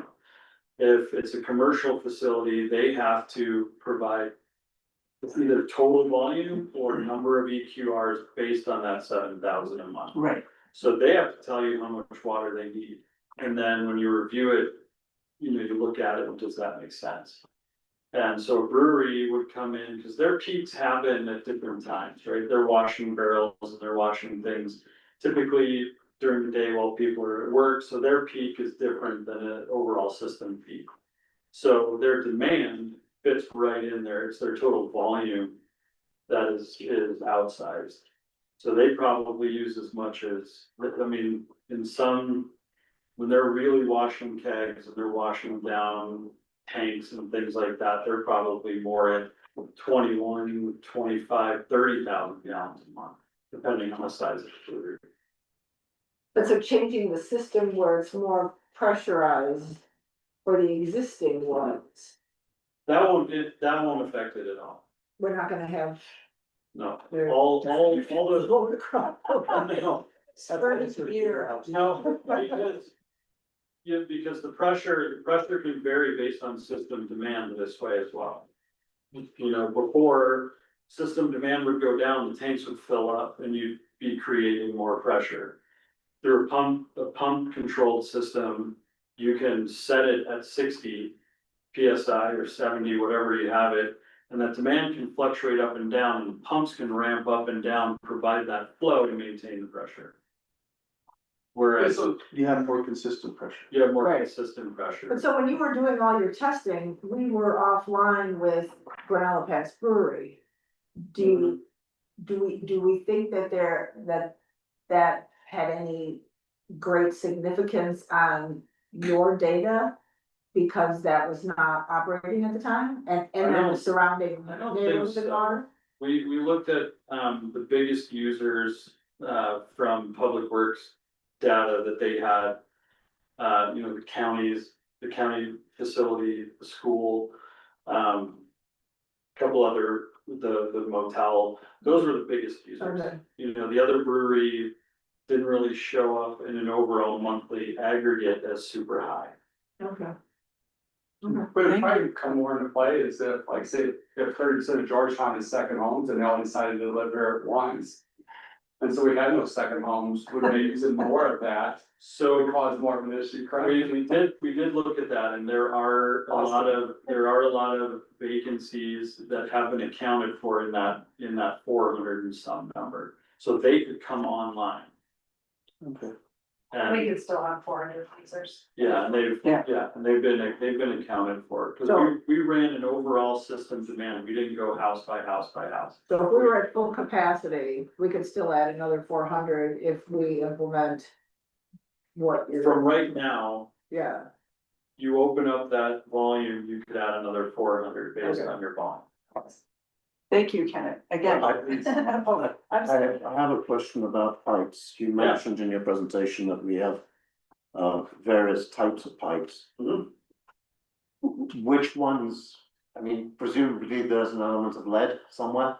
Well, those are replaced, we just had that. Yeah, I project, think the lead, We did a lead evaluation and audit for the state, and we had 8 that were service lines, which aren't actually even our system necessarily, but most municipalities are the service lines, so the state is requiring that the service line and the main lines be lead free. So we have been saving money for that. This is Ryan's project, and he was able to fund the replacement of the remaining service lines that. So we don't have that. yeah, Right.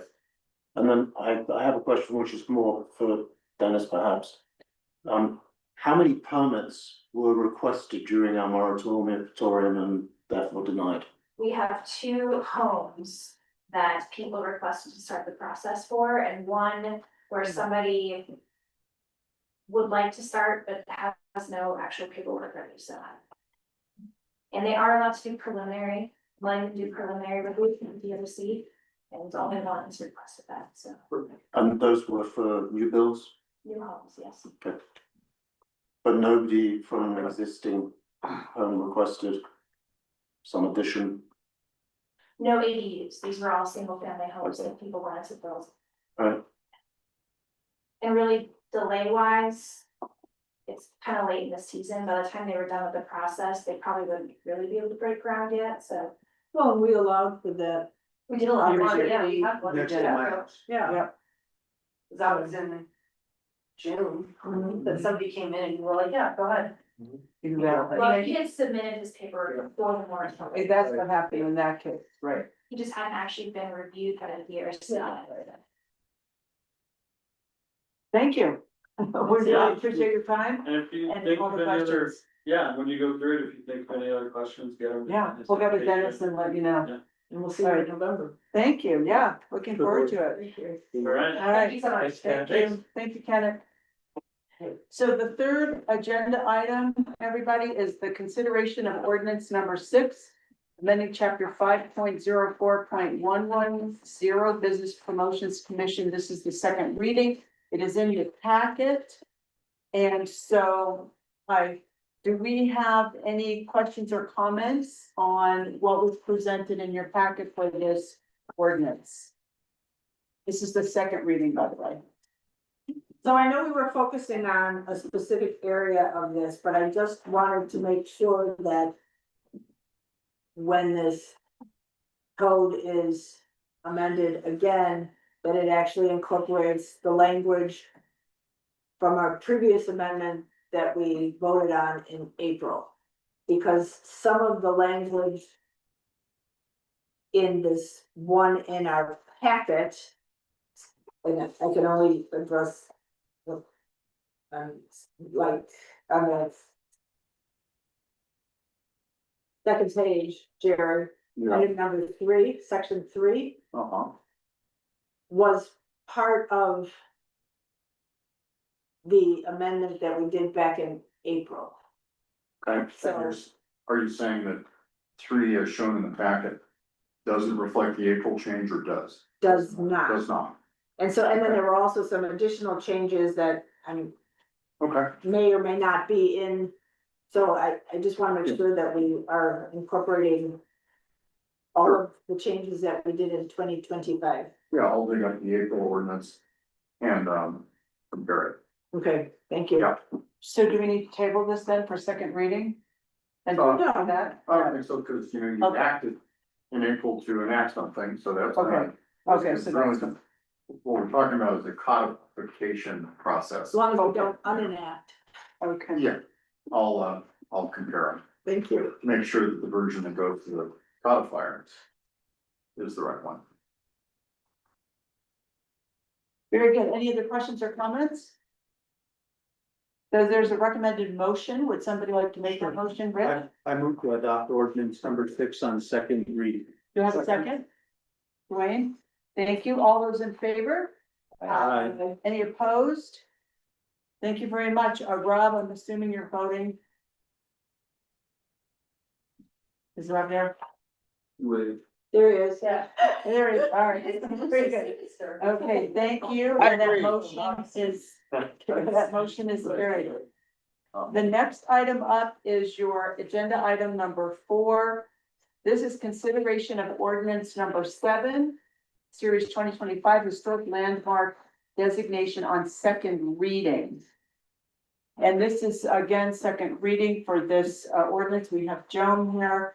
Does anyone have any questions on this? You had some questions, Mary, in the email. I don't have it in front of me. Well, yeah, so Jerry, what was the language that you kind of cleaned up on this one? Yeah, I was looking. Cause I don't see it highlighted. Yeah, I was looking to see if it got corrected. The one issue I had was in 17.10.040 B. This is about, who can make an application. Right. And, right now it's the owner, member of the DRC or other interested persons with property owner approval. And you might recall, and I noticed this as I was getting ready, you might recall that my concern was, well, we don't want a member of the design review commission. Overriding it, the property owner approval needs to be true for, all cases. In each section. And that, I know I've made a change, but for whatever reason, it's not here. So that's one change that I will ask you when you get to motion territory, to be motion approved with the corrections as noted by the town attorney, and that is one. Or I would want to change 17.10.040 to include the phrase with property owner approval for both the letter B and letter C within that subsection. While we're at it, I notice it uses the term nomination. And everywhere else in the ordinance, it's application. And I just for consistency, I'd like to do that. And while I have the floor with your indulgence, Please. while we're on the same page, 17.10.020 definitions. Letter C, Georgetown Historic District, I think there's a word or two missing, and I need to talk to Cindy Neely. Cause a district doesn't mean and include any structure. It's like, huh? There's a verb or something missing there. And I know that terminology is significant to everyone here in town. And that sentence just doesn't work very well. There's something awkward about it. A district includes is a structure that there's something missing, probably all structures that are all Within the structures, district. yeah. Should it be registered, Georgetown Historic Register shall mean and include? No, I don't think so. Okay. And I don't have my old drafts, but I will figure that out. The base rule is fine. 50 years of age, built after 1929 within town, and nobody objects to that, it's fine. But it's just the way that sentence reads is obviously awkward, I think. If you're comfortable with me fixing it, I will. I don't have the right fix in my head right now. But, and I do want to talk to Cindy and make sure there's not some magic term that we need to I fix. don't have any color on that. I don't have a copy. Here, do you need a copy? Here, Somebody. I can look on my computer. Yeah, that's right, Introduce yourself. we've got her. Thanks. I don't know if I can clarify the secret, but. Okay, look at the second page of the ordinance. In the middle, definitions, right? See that, definitions? Look at the definition, letter C, Georgetown Historic District. Just to read that for a minute, and then you can see what the problem is. Okay, include any structure 50 years. of age built after, so I think Jerry wants us to refer to a geographic Or something, it's just awkward, right? instead of structure. This is the definition of a district, and it says any structural structures in district. There's a word missing. Do you agree? I mean, it just. Shall mean and It's include. goofy. Is that terminology, is Georgetown Historic District used elsewhere? Yeah, it is. Oh, okay, cause I was thinking. That part is correct, Uh-huh. and,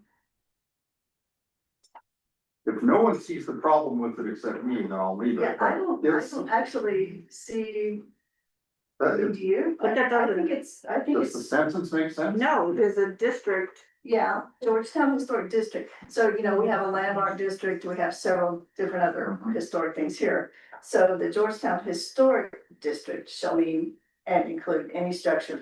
So it's separate from the landmark district and Oh, yeah, so that, it's just a definition of Georgetown Historic District. which should, It's I was not- waiting for it to tell me that it included like an area. Hmm. And it does. We include- did, yeah, It does. We did stay within the corporate boundaries of the town Yeah. of Georgetown. It says that. Mhm. Maybe you just need the sentence itself needs to be Are we restructured. not talking about the register? I guess we're not. And I No. think it's sort of a confusing thing when we're talking about the district, because this is a historic structure district. So I think that's maybe where the confusion is coming from, is this district is specifically talking about the contributing structures that are in the town of Georgetown. And so that's why we framed it that way. Yeah, I think that's what we meant to say. And then and then D says historic structure means, It so, does. you know, it's Okay. be a little more specific there, but I feel like that's the intent of If everyone likes it, I do. it. You know, my ninth grade English teacher that made me diagram sentences would not be happy with that. Right. Yeah. The district Right. lends itself to multiple. Or, you know, yeah, multiple. Well, the area, but it shall mean and include any structure, and so then all of a sudden we're referring to many. And then we're coming down to one, and they, yeah. Probably does no harm. Historic Georgetown District is the subject of the sentence. It As is. one. It is. Okay. I agree with that. Ms. Pullman would, my English teacher would not be happy with us, but okay. We won't make any other, those, the main thing I was concerned about was making sure we had property owner approval. And I'll make that change. Anything else? So my question under eligibility criteria, Yeah, on section B, yeah. was the connection with person significant in history. In Georgetown history, in Colorado history, in acceptable national history. Could this be a connection with Bob Gibbs living in a certain house and what he attributed to the history of Georgetown. I'm thinking it meant something broader than someone's individual recognition. Like connection with persons, like was the example that Cindy Neely was giving us was the Catholic Church. Right. And that group of, so I'm just want more clarification on who the persons can be and what the history is. So for the National Historic Register districts that we have in Georgetown and Silver Plume, it does have to be of national significance, but for the Georgetown one, you as the board get to decide who and what is significant. So I'm trying to think, I think like, well, the church does have national significance as well, so that was one of the big things. But if there was a really important period of history just to the town, or a person that made a really big impact on the town, you guys would have the authority to determine that person as significant. And the board is the approval body, the design review commission is a recommending body for this.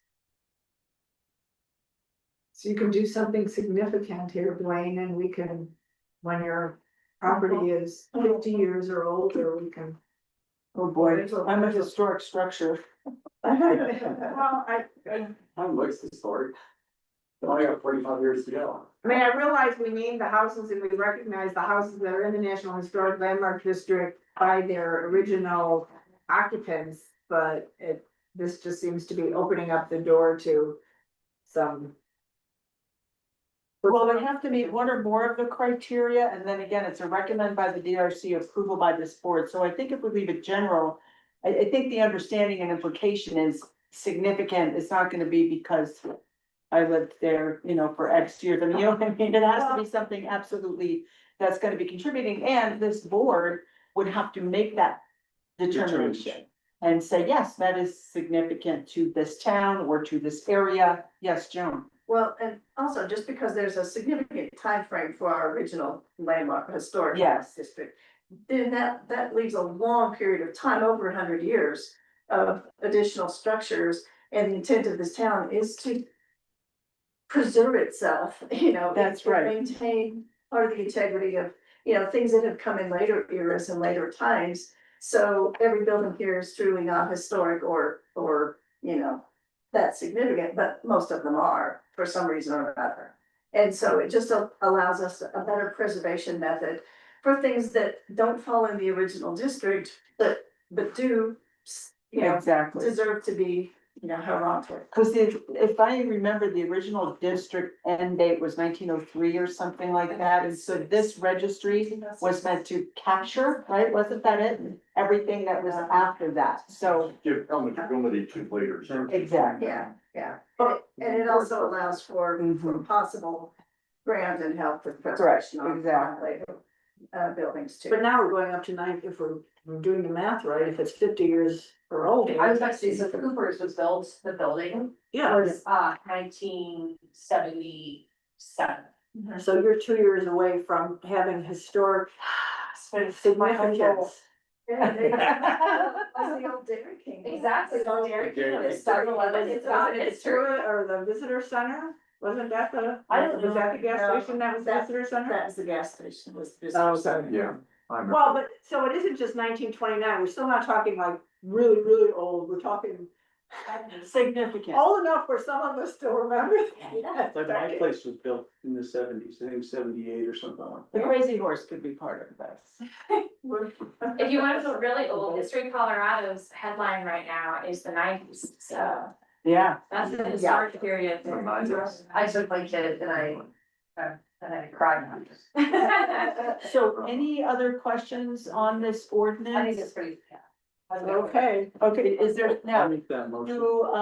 well, we wanna have Jerry make the motion, so we get the wording Just right. add the motion that's in the packet with the correction by the town attorney as noted. Which Okay. will only be the 1710-040, not this. Sort of, leave that sentence alone, I'll call my English teacher. We can always change it later. Do I hear a So- motion? I move to adopt ordinance number 7, series 2025 on second reading with corrections made by the town attorney. Wait, second, Second. all those in favor? Rob? You put his thumb up. Okay, very good. Any opposed? Very good, that ordinance has passed. John, thank you so much for being here. We Thank really you. appreciate it. Thanks, John. Go ahead. Hey, John, we have a question. This came up earlier. So for the town of Georgetown, do we say we were established in 1859 or 1868? Established, Established is, started. Established, I think it's 59. okay. Yeah, very good, thank you. Yeah. All right. Quick ballot. We approved it. And I can help. Yeah, Cast in stone, remember? It's on, that was literally what we said. We're like, it's on, it's set in stone, it's on the rock. Oh, it is on. It's on the rock. Okay. thank you again, we appreciate your time. All right, thank you. Okay, agenda item number 5 is receive the recommendation from the Police Services Task Force and schedule for consideration on September 23rd. The packet is in front of you. Obviously, you've got the recommendation report that has been put together. I would like to throw out for consideration to this board that we set aside a work session to discuss this at length and in depth. There's a lot of work was put into it. Some of you were on the task force, of course, I was as well. And I know that we had citizens on there and a lot of time, effort, and energy was put into the creation of this report. It was not an easy recommendation to come to. And so I would like to have this board consider going into an in-depth public discussion in a work session on this matter. I think that's very appropriate. Definitely. Very good. So if we looked at our calendars, we can, I know that we have, this is scheduled for recommendation on 9/23. Our next meeting is 9/23. Did we want to have a work session on this next week in that in-between week? The sooner the better, We can, I'm sorry. the sooner the better. So how about maybe Tuesday, December 16th? September. September. December, I'm sorry. How about Tuesday, September 16th before I do all that? And we could, did you want to meet at 5 o'clock? Is that a reasonable time for everybody on that day, or just 6? 6 is fine, Jim. We're gonna put some of this information out. We aren't gonna get to that, yeah, Because then I think probably a 6 o'clock start time would probably be more appropriate. for if we people want to folks be able to zoom in. Yeah, so they can go to their PTO meetings or finish up. If they're 9 to 5, they can still get to the meeting. Okay, so we will set up a special meeting for Tuesday, September 16th at 6 p.m. here in Town Hall for a full review of this matter with this board.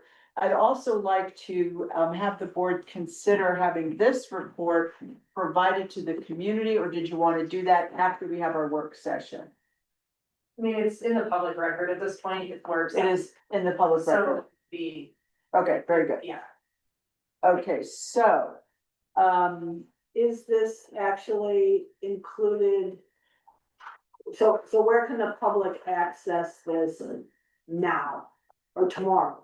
Tomorrow, after the board has accepted it this evening, it will be made public on the website, and then we will push out the links and make everybody aware that it's available on our website. Okay. But as always, I didn't want this to be pushed out into the public No, no, without no. the board having it Absolutely first. Very good. yeah, well done. So, any other comments or questions on this matter? So we'll need a motion for a special meeting on what date?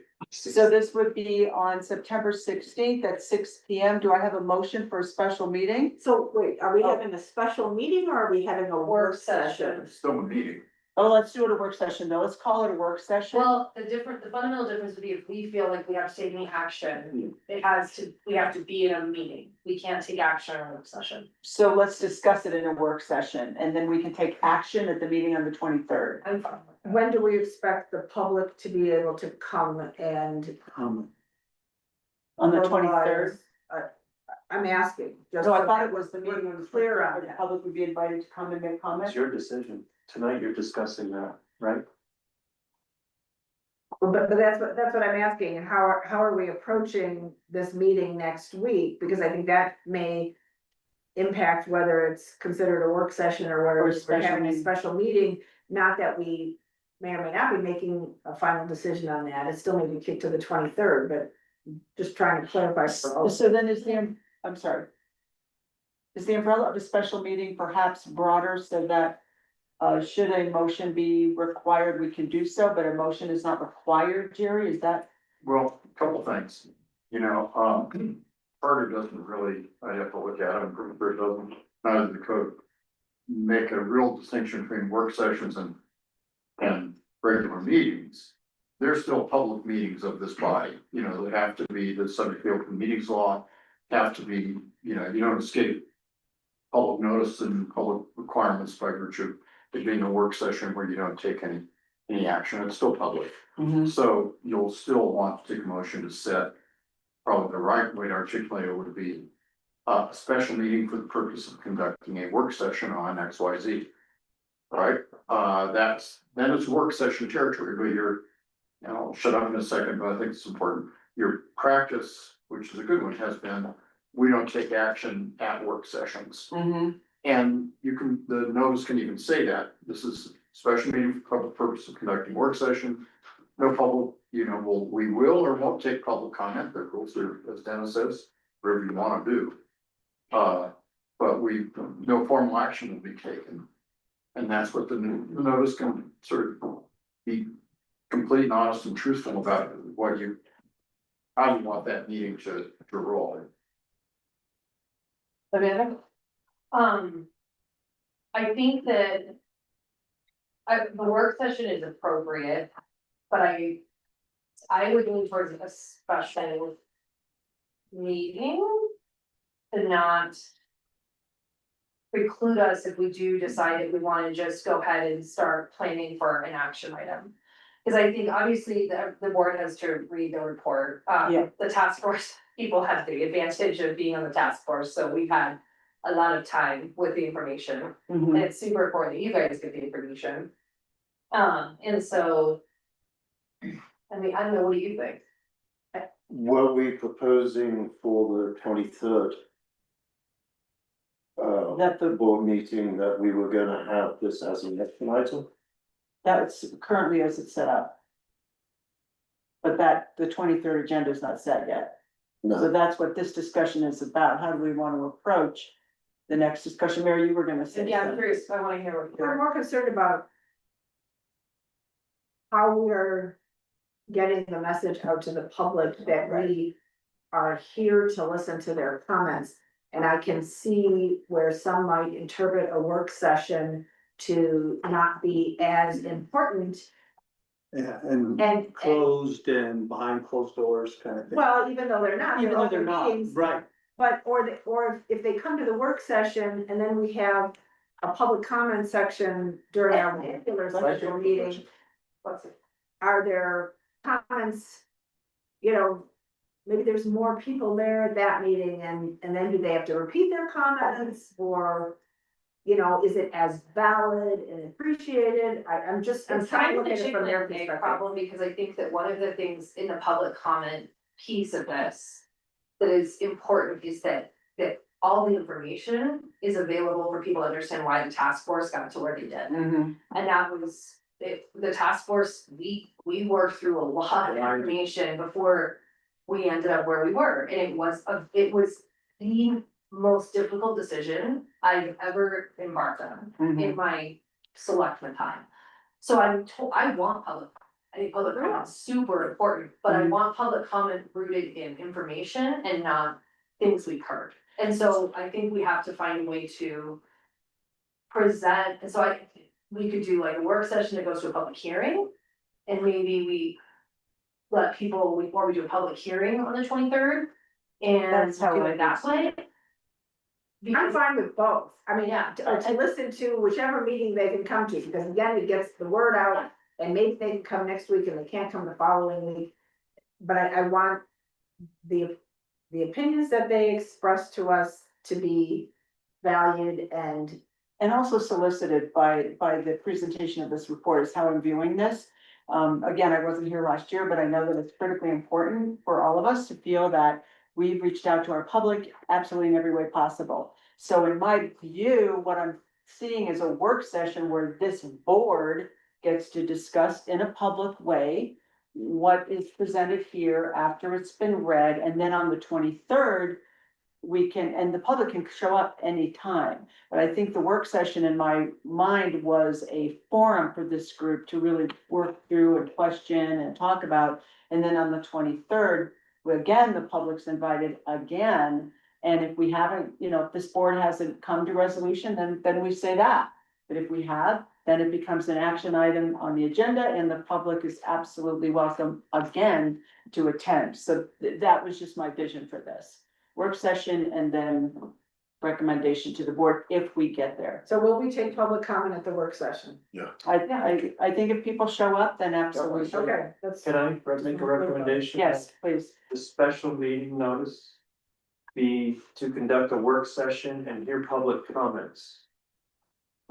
Yep. And then we will also set the agenda up on the 23rd to be a public hearing and consideration of the recommendation from the task force.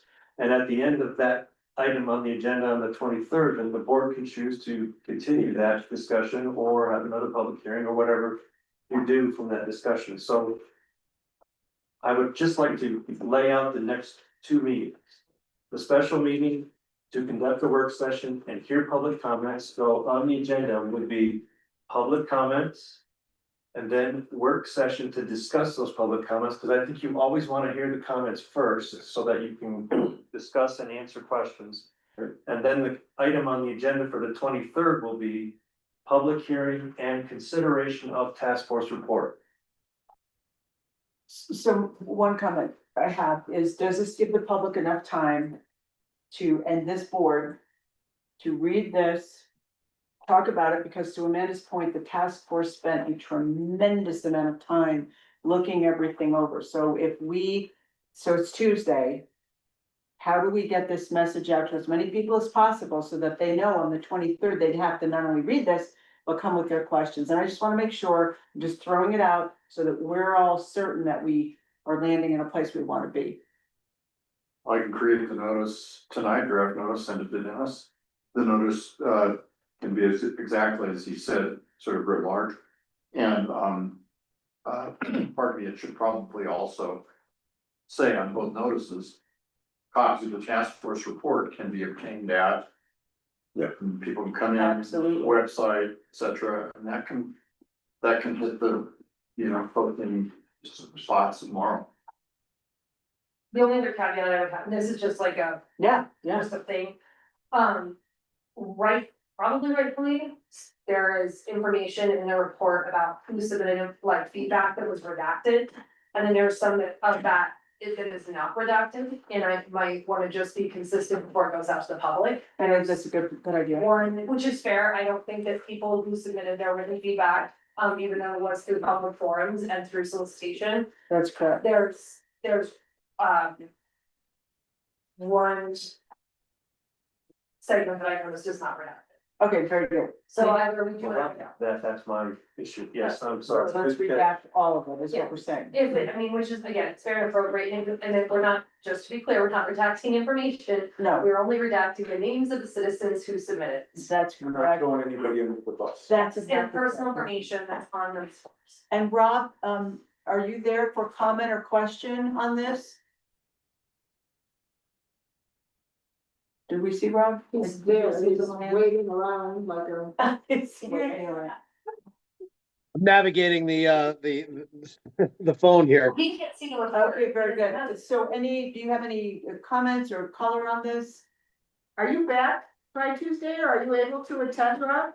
Oh, no, I'll be back by Tuesday. I'm back by third. I'll be back day after tomorrow. What's today? Okay. Yeah, day after tomorrow. Okay, We just wanna make sure that we're not cutting you out, so any thoughts on what we're talking about in terms of process? No, I think that it's a good idea. I think that you guys are headed in the right direction with regard to being transparent and trying to involve as much as the public as possible. But I hope that doesn't think that, you don't think that you'll be, there won't be criticism, even though you've given them a forum. I'm sure that the people are going to inject their opinions at inopportune times. And But, that you can know, happen. We can't control that, but if our no, right, process is. exactly. But I think you're doing the right thing by trying to establish a forum for them to be able to express their ideas. Okay, so we're I think okay that's with great. this process then, 9:16, 6 p.m. for a special work session where the public is invited to comment, and then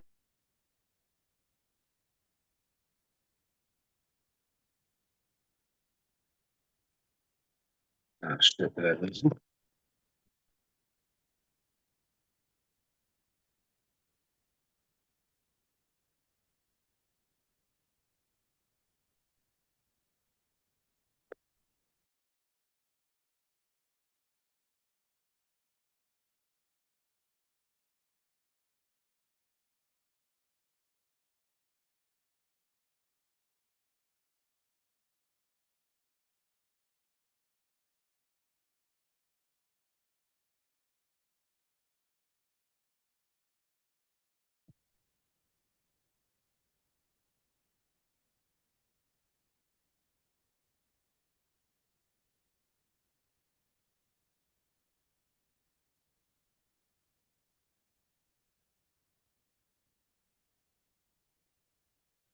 yeah.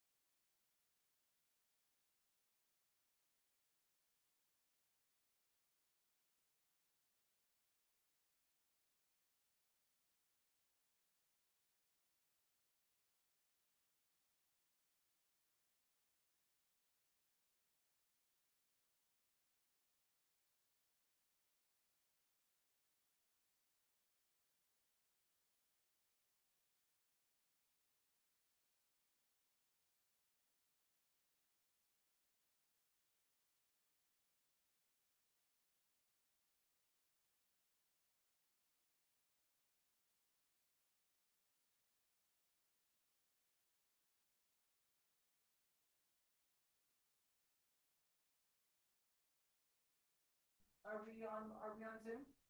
We are good. Oh. Recording in progress and all that kind of stuff. Yeah, hold on, sorry. Yeah, hold on. What?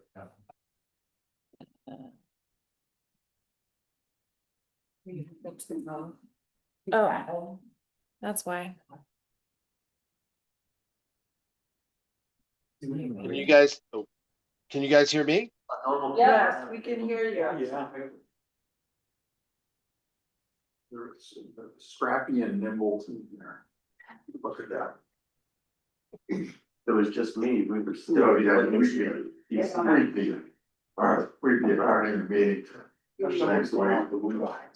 Or that stuff would be out. Yeah. Oh, there we are. Now, so are we officially back, Asia? We are officially back. All right, it is 7:27. Our recess is over. We are officially back in session. Just to recap for those who we might have lost, we had a technological failure. And one of the things that we are talking about is a special meeting work session to be held on September 16th at 6 p.m. to which the public would be invited. We also talked about then I recommend possibly going to the Board of Selectmen on September 23rd, which is our next scheduled regular meeting. We will also be providing a link to this recommendation report on our website. Town attorney will be drafting the notice for all of this, and if anybody has any comments from the public, they're welcome to contact town clerk at townofgeorgetown.us. And so I think that's where we were. Am I missing anything? Could I ask you to? No, all you Just need to to do about the report which is available.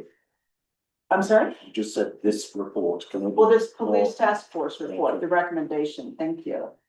Okay, so, any other questions or comments about the process of what we're gonna go through? So just recapping, we're gonna do a special meeting Uh-huh, next Tuesday with public comment, and then we're gonna go through the report. And then 23rd. We don't know. right, we may be, the board may be making a recommendation or not, depending on the outcome of the special work. But we should still schedule for consideration. That is correct. On the 23rd, we will have a public hearing and consideration. Thank you, I'm of very public The hearing. report. So for tonight, the only thing you need to do, since you have a regular agenda on the 23rd, and there's a regular notice of that, you don't have to Mhm. set that notice or that agenda even tonight, that'll just appear on agendas. As the agenda said, so proper motion for the 16th would be to call a special meeting for the purpose of conducting a work session and receiving public comment on the police task force report. Do you hear that motion? So moved. Second. Motion by Rich and seconded by Alex. All those in favor? Aye. Rob? Thank you. Any opposed? All right, so that motion for the special meeting on the 16th has passed. And we will have that discussion with that. Thank you. The next item up is agenda item number 6, which is consideration of a contract of Cone Yes. Architects. And I will let Dennis handle this item. Thank you. And it is in your packet as agenda item number 6. Okay, so the board instructed me to meet with the Friends of the Library to investigate whether the library building would be a possible location for town hall. To add to the list that the town already had developed prior to last year, which included the county annex building, the community center, and then in addition to this building. So Georgia, Mary, and I went to the Friends of the Library meeting. And we made a pitch that the town would be a good partner in terms of buying that building. And see if they were interested in that conversation. They responded that they were, but that they had to wait until the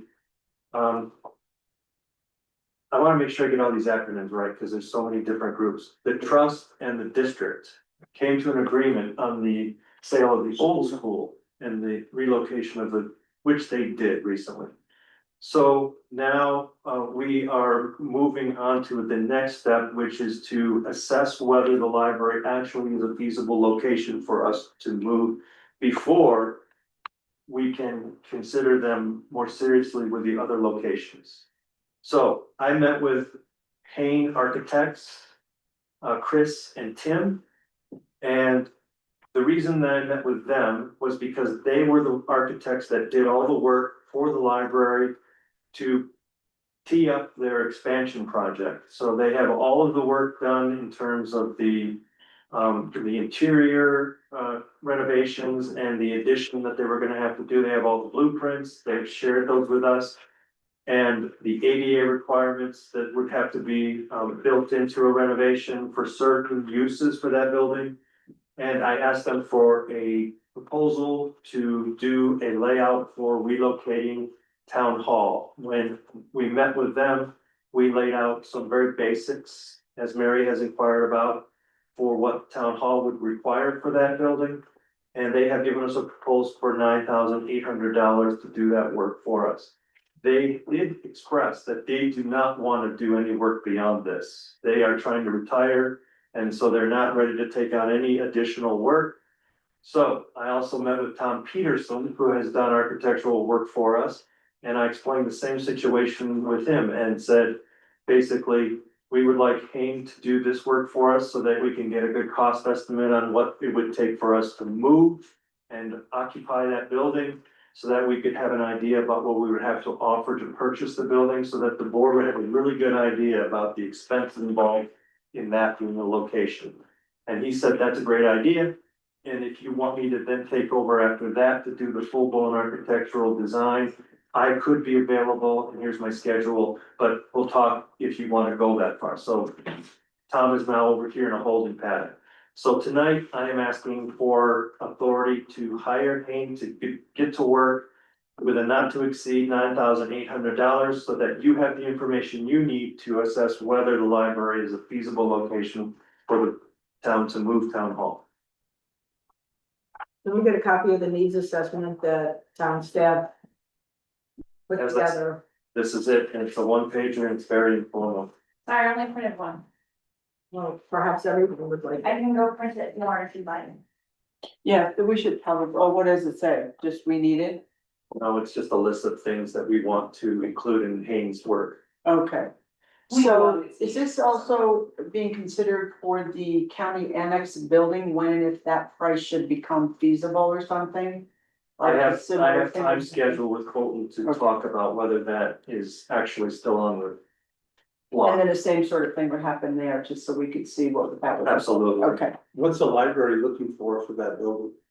That, we haven't even got to that point yet. Ballpark yet? And if it's gonna cost us $1 million from Hain's work, then we know what we can and can't offer for the library building.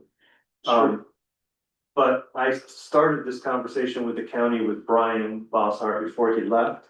So now I'm trying to pick it back up with Colton. As we look at these different opportunities that we have to relocate or to expand town hall, I think it's important that we're fitting what our needs are to those buildings, as opposed to trying to fit the building, you know. I don't want us to be cutting corners, and I want it to be a, you know, unbiased look at each one, and obviously one is gonna be an object or a, you know, not an object, but definitely a decision maker here. But I don't wanna be squeezing in or buying the Taj Mahal down in Golden to. It's a little more space than we probably need. And unfortunately, you know, I don't know if this really gives us enough of what you've got on this list, considering the amount of consultants that we have that come in to, why don't you take a little bit? You know, so I don't want us to pin ourselves down to too small of a space and squeezing us in with a shoehorn either.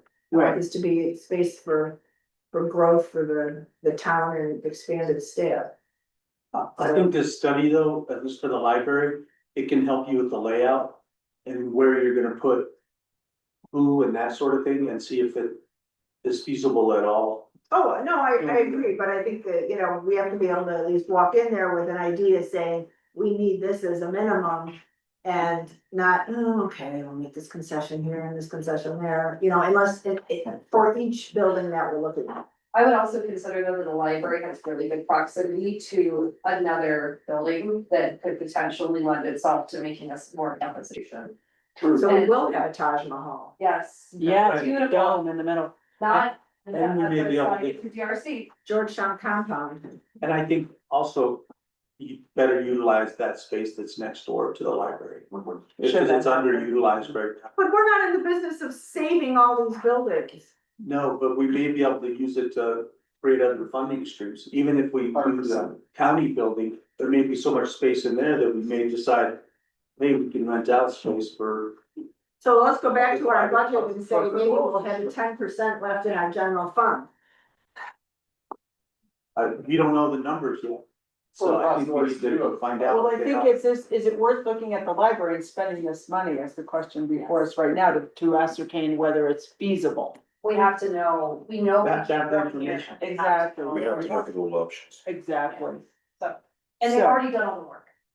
I mean, Yeah. they're not gonna get it less expensive. Can I throw something in? No, that's actually cheap for If the engineering. county said tomorrow, we can donate the annex to you, Don't we? I would say, let's have a special meeting and take them at their offer right now, but Better. I have not heard even a whisper that that's even possible, so. And in their financial situation, I don't think you will. So I wanna make sure we do our due diligence on all four options Right. and make sure that we have a plan B, a plan C, and a plan D. And those are all factors, because the timeline is gonna be important for any kind of renovation and acquisition and, I agree. and price and everything else, so. Correct. Do we need a field trip and a tour? Eventually, yes. I'm into there now, so It's open 8 to 5. we just talk about where everybody's gonna be. This is gonna be here. So do I hear a motion as it here, well, are there any other questions, first of all? Okay, thank you. And now, do I hear a motion, as put there on your agenda item number 6 cover sheet? Sure, I move the Board of Selectmen approve the contract with On Architects not to exceed $9,800. Second, Second. you're like a duo, you're the dynamic duo today, Rich, Alex? Okay, all those in favor? Aye. Aye. Any opposed? Rob, did you say, oh, yeah, there you go, thumbs up, thank you. All right, very good, so that, Dennis, that's great, move forward. Okay, last item on the action item agenda is the fireworks. Yes, fireworks, I'm very excited about fireworks. Okay, we have a proposal from Zambelli. Kasia. Yes. Okay, so I was told when I started that one of the board priorities was fireworks. Now, that was for the 4th of July, it was a different board. But I think the interest in fireworks is still very much present. Now, because the 4th of July is kind of hard to secure, a lot of fireworks companies are booked already, it tends to be a little bit more expensive. We were like, what else can we do? And we thought that our other big event in Georgetown is the Christmas market, and because of fire season being a little bit less serious at that time of the year, it being kind of our own special events, so like we're getting more people up here, we're not competing with like neighboring towns necessarily for that show.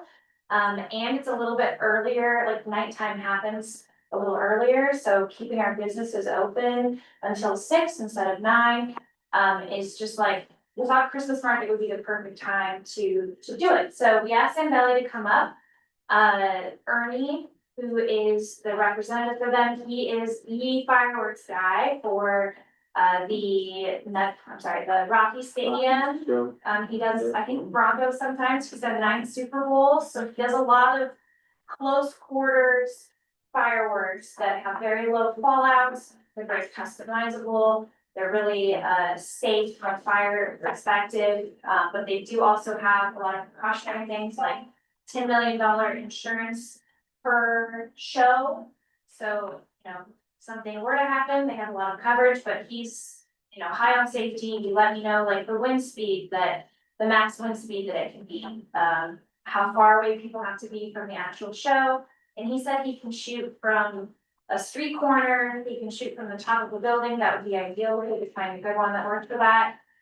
He can shoot from almost anywhere in town, so we have some flexibility there, instead of, the other firework company we talked to did more traditional fireworks, they were like middle of the lake, that's it, He has lower risk fireworks, so he can do them at in more reasonable spaces for people to watch.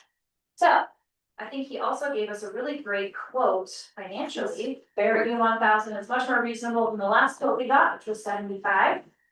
And he also does Idaho Springs. So he's worked with our fire department, he's worked with this county and in our environment. So I feel really confident about him.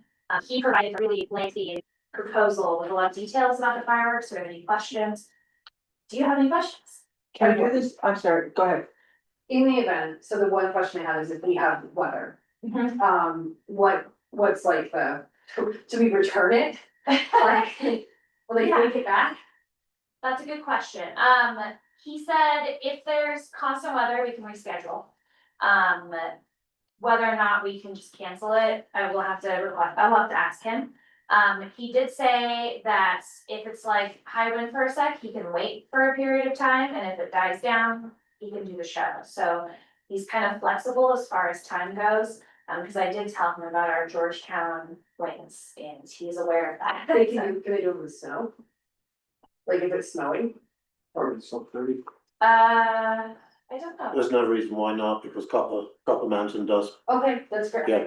Perfect, thank you. To know, yeah. I have only ever seen like fireworks in July, I don't. Right. But I guess there are a lot of New Year's fireworks. Yeah. Copper Mountain has its, Thank you for. torchlight descent. Yeah. That they do at various moments, and I can't remember whether it's Christmas Eve or New Year's Eve, probably both. And they put up fireworks then. Thank you, yeah, it was just, that was one of my big concerns, if we had like Yeah. crazy high winds or like a big snowstorm. I would imagine Actually, it would really be in the contract with some of those caveats.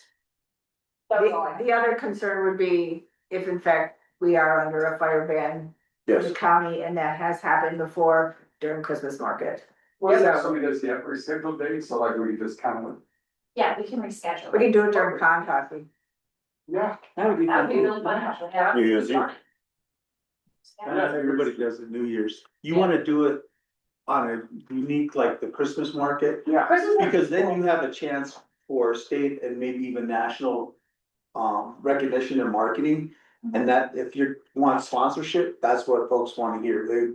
We're gonna, we want our names stamped on the T-shirt or the background where you're doing the interview about the fireworks that are so unique to the Christmas market in Georgetown. That's, you wanna have it during that time. if Do you think that would possible. offend HGI? I don't kind of really engage in this conversation. Yeah, fair enough, okay, yes, yep. So does Christmas market mean we wouldn't do 4th of July? No. No, Okay, the 4th of July, I did inquire with Ernie separately about the 4th of July, I did not have a quote for that one yet, that one, as you can and imagine, he's gonna give you one. If he's available. But Okay, I assume that he'll give me outside dates that aren't on the 4th of July, but maybe the Friday before or something like that. sure, Bastille Day. They even do that at the Rockies, Right. Yeah. same company. Only if they're. the- Yeah, great, no, that's wonderful, thank you, that was my only question. Any other? So I assume that the fire department has already been informed Yes, and you've spoken with, there's been discussions with them. yes. Did they raise any concerns? From a professional perspective, no. Yep. Well, I mean, fireworks are always a danger, Yeah. so Kelly is very conscious of that. He used to do the fireworks in the community, so he did emphasize to us that it should be done by a professional, they should follow all of the fire regulations. And, you know, So his he doesn't wanna expectations do were it met. anymore, yeah. His But- expectations were met. And actually, one of the services that he would provide is a demo with the fire department, so that they can see that, like, where he's doing it, what he's doing is gonna be appropriate. And that'll also be like a fun little 1 minute random fireworks event in Georgia. So we're trying to schedule that or something else fun that's happening. I guess I will throw out one comment. Christmas market has the horse and wagons. And we will have to make sure that we alert the operator of that and shut that activity down early so Sure. that the horses can be Yeah. away from. And safe from. Well, that's There's usually some done things before dark involved. anyway. No, they run till the end, and so the end is of Christmas market is 7 o'clock, no, it's 5 o'clock. And, so just, and I don't see that as being problematic. But we'll wanna be conscientious Yeah, of. There's a lot of those times. coordination to happen. Yeah, absolutely. So any other questions for Kasia on the fireworks? Go ahead, I'm sorry. I'll stop being annoying.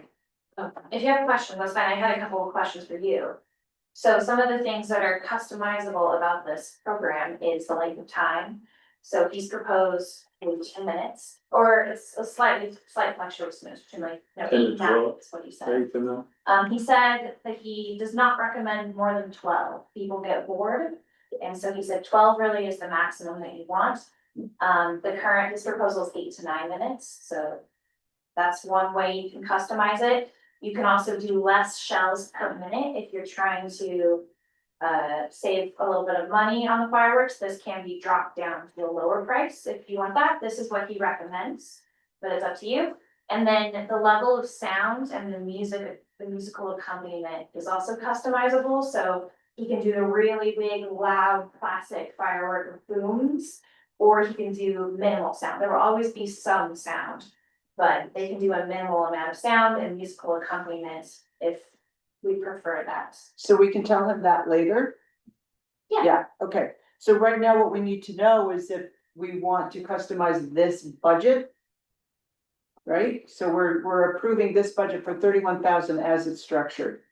Yes. not to exceed. Not to exceed. If you're comfortable with this, then we can, move forward with that proposal. Right. I don't know if you guys wanted to have any kind of discussion about any of those items. But we can approve this and then customize that post discussion. I'm sorry, one more question, and this is budget related. Is BPC good with us? Yes, EPC is very excited about this. Okay, because they're gonna wipe out, This came up at the last meeting and business So- promotion was supportive of this. they were supporting. We are hoping to get some private donations, so the town won't be paying for the full cost. But we want you to be prepared to pay for the whole thing, just so you know. Wasn't that money raised a long time ago that was specifically earmarked for fireworks? Yeah, maybe. The fire department used to do that. No, I mean, it was like, $400. was that how much? I mean, it was not significant when you're looking at this. Fair. I feel like there was some event that happened, and I'm trying to remember which one it was. I think it was chili cook-off. So we can figure out our budget, how we pay for this. Historically, what did we pay for a July 4th display? Oh, gosh. We don't We know don't that. know. We haven't- But we I can. think look at Idaho that. Springs spent 50 grand. Yeah. The 4th of July on their last one, I thought the it- same company. Yours was- I think Jeremy said 50. Was it? He's on their town council. I would trust her, yeah. Yeah, we haven't had a fireworks show here. I don't know. Oh, years, since 2014. That's when I bought my house. Can we give a nod to this and get the contract from them and to make sure that everything? Yeah. Yes. Our concerns are. Yes, let's do that. And then. So there's a motion on your cover sheet for the, in your agenda item number 6, there's a recommended motion. Would someone like to make that motion? I motion to approve the consideration of the proposal from Zempelli Fireworks for the Christmas market show for an amount not to exceed 31,000. Do I hear a second? Something. All those in favor? Aye. Rob? Okay. Any opposed? Pending contract approval. Thank you. I'll bring it back to you. Yeah. Thank you very much. That's Exciting. great, Casey. Very exciting. That was like, No, I love it. I said it was cute, but I know fireworks, I was like. So, I have a quick report as we move into our, police judge and board of selectmen reports. I have secured a company that's gonna come here on Friday, October 3rd and do a farmer's market from 10 a.m. to 3 p.m. They set the whole thing up, they get the vendors. We are gonna, they have even asked if I could get burros for photo opportunities. They're gonna call it the Georgetown Leaf Peepers Market. Details will be forthcoming. I just met with them on Sunday, so I'm very excited. These are people who have done this for 30 years. They do the farmers market in Vale, in Broomfield, and the Evergreen Farmers Market, so it's gonna be really great. It might be a little less farmery because it's October, but you know, whatever she can get, she's gonna get. She's gonna reach out. She has about 1,000 vendors she works with, so we're hoping to get between What 30 time and is that? 50. October 3rd, between 10 AM and 3 PM.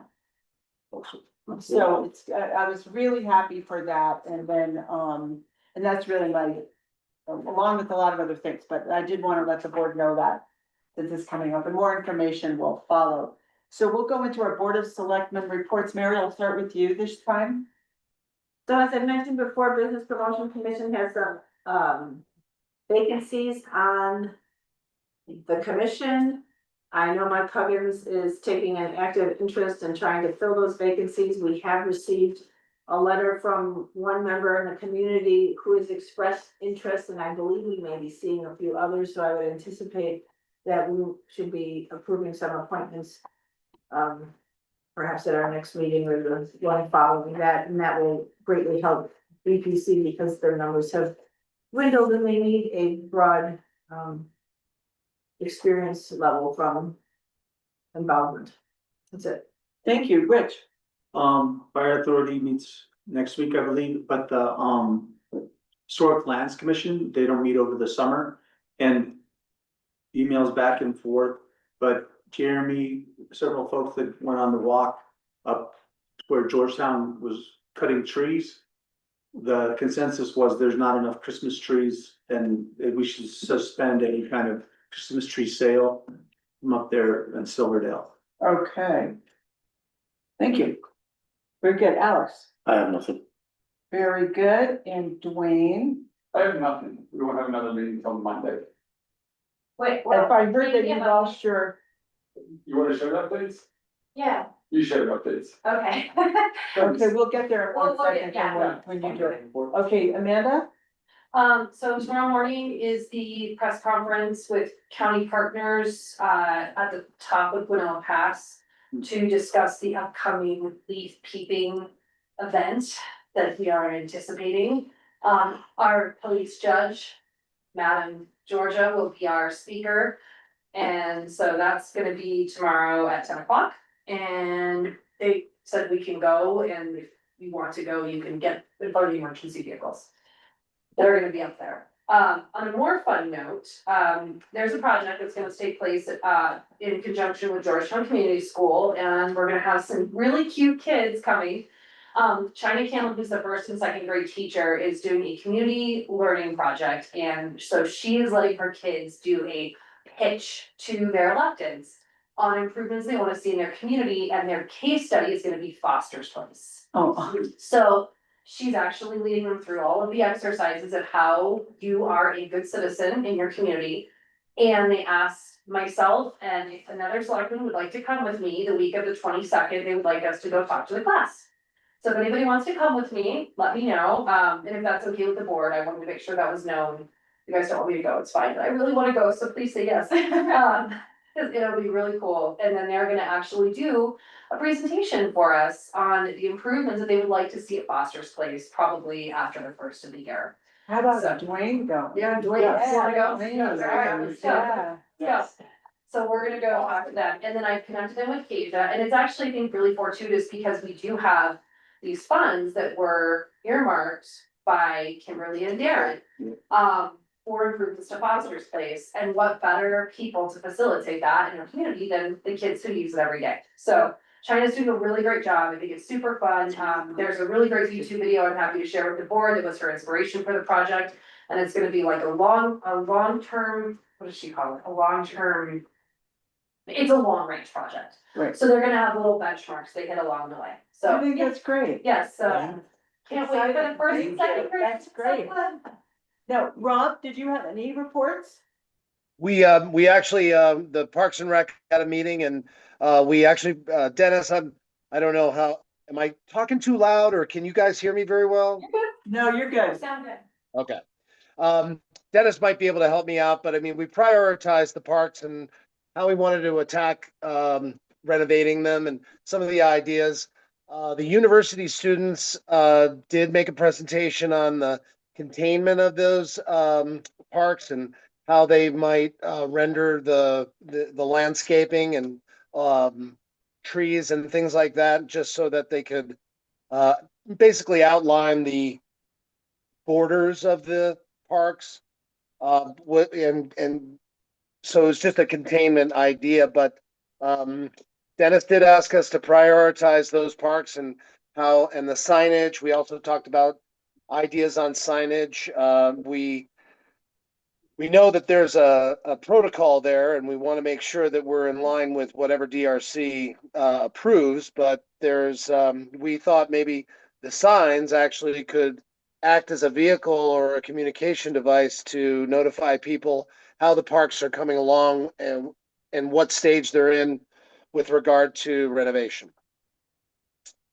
And so I don't want to be long-winded, but a lot of great stuff.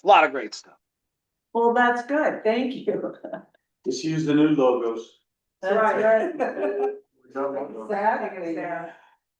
right, well, thank you, Rob. Okay, Jerry, do you have a town attorney report?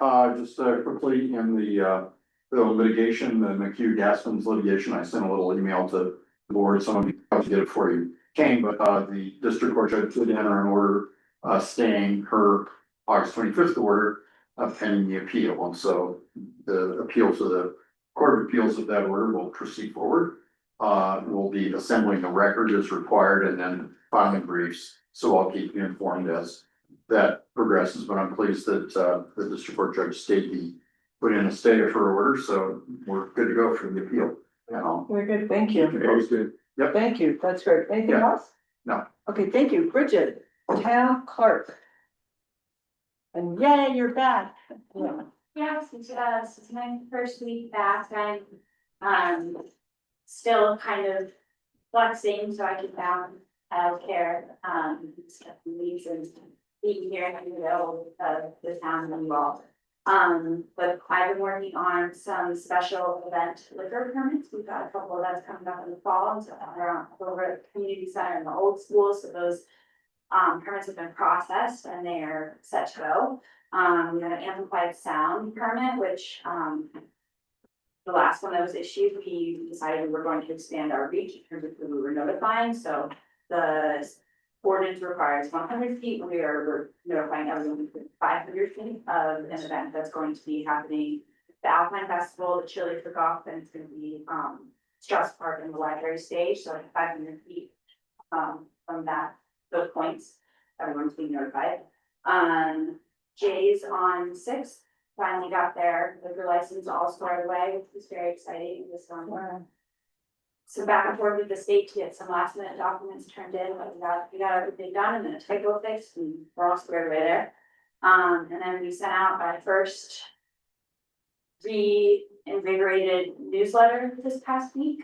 And it's been well received. We've gotten some messages back from residents that they like the new format.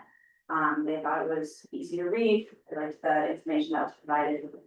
So Very complimentary. I've heard nothing but good things. okay, Yeah, thank that's you. all from me. Thank you very much. That's fabulous. Okay, Q, town treasurer.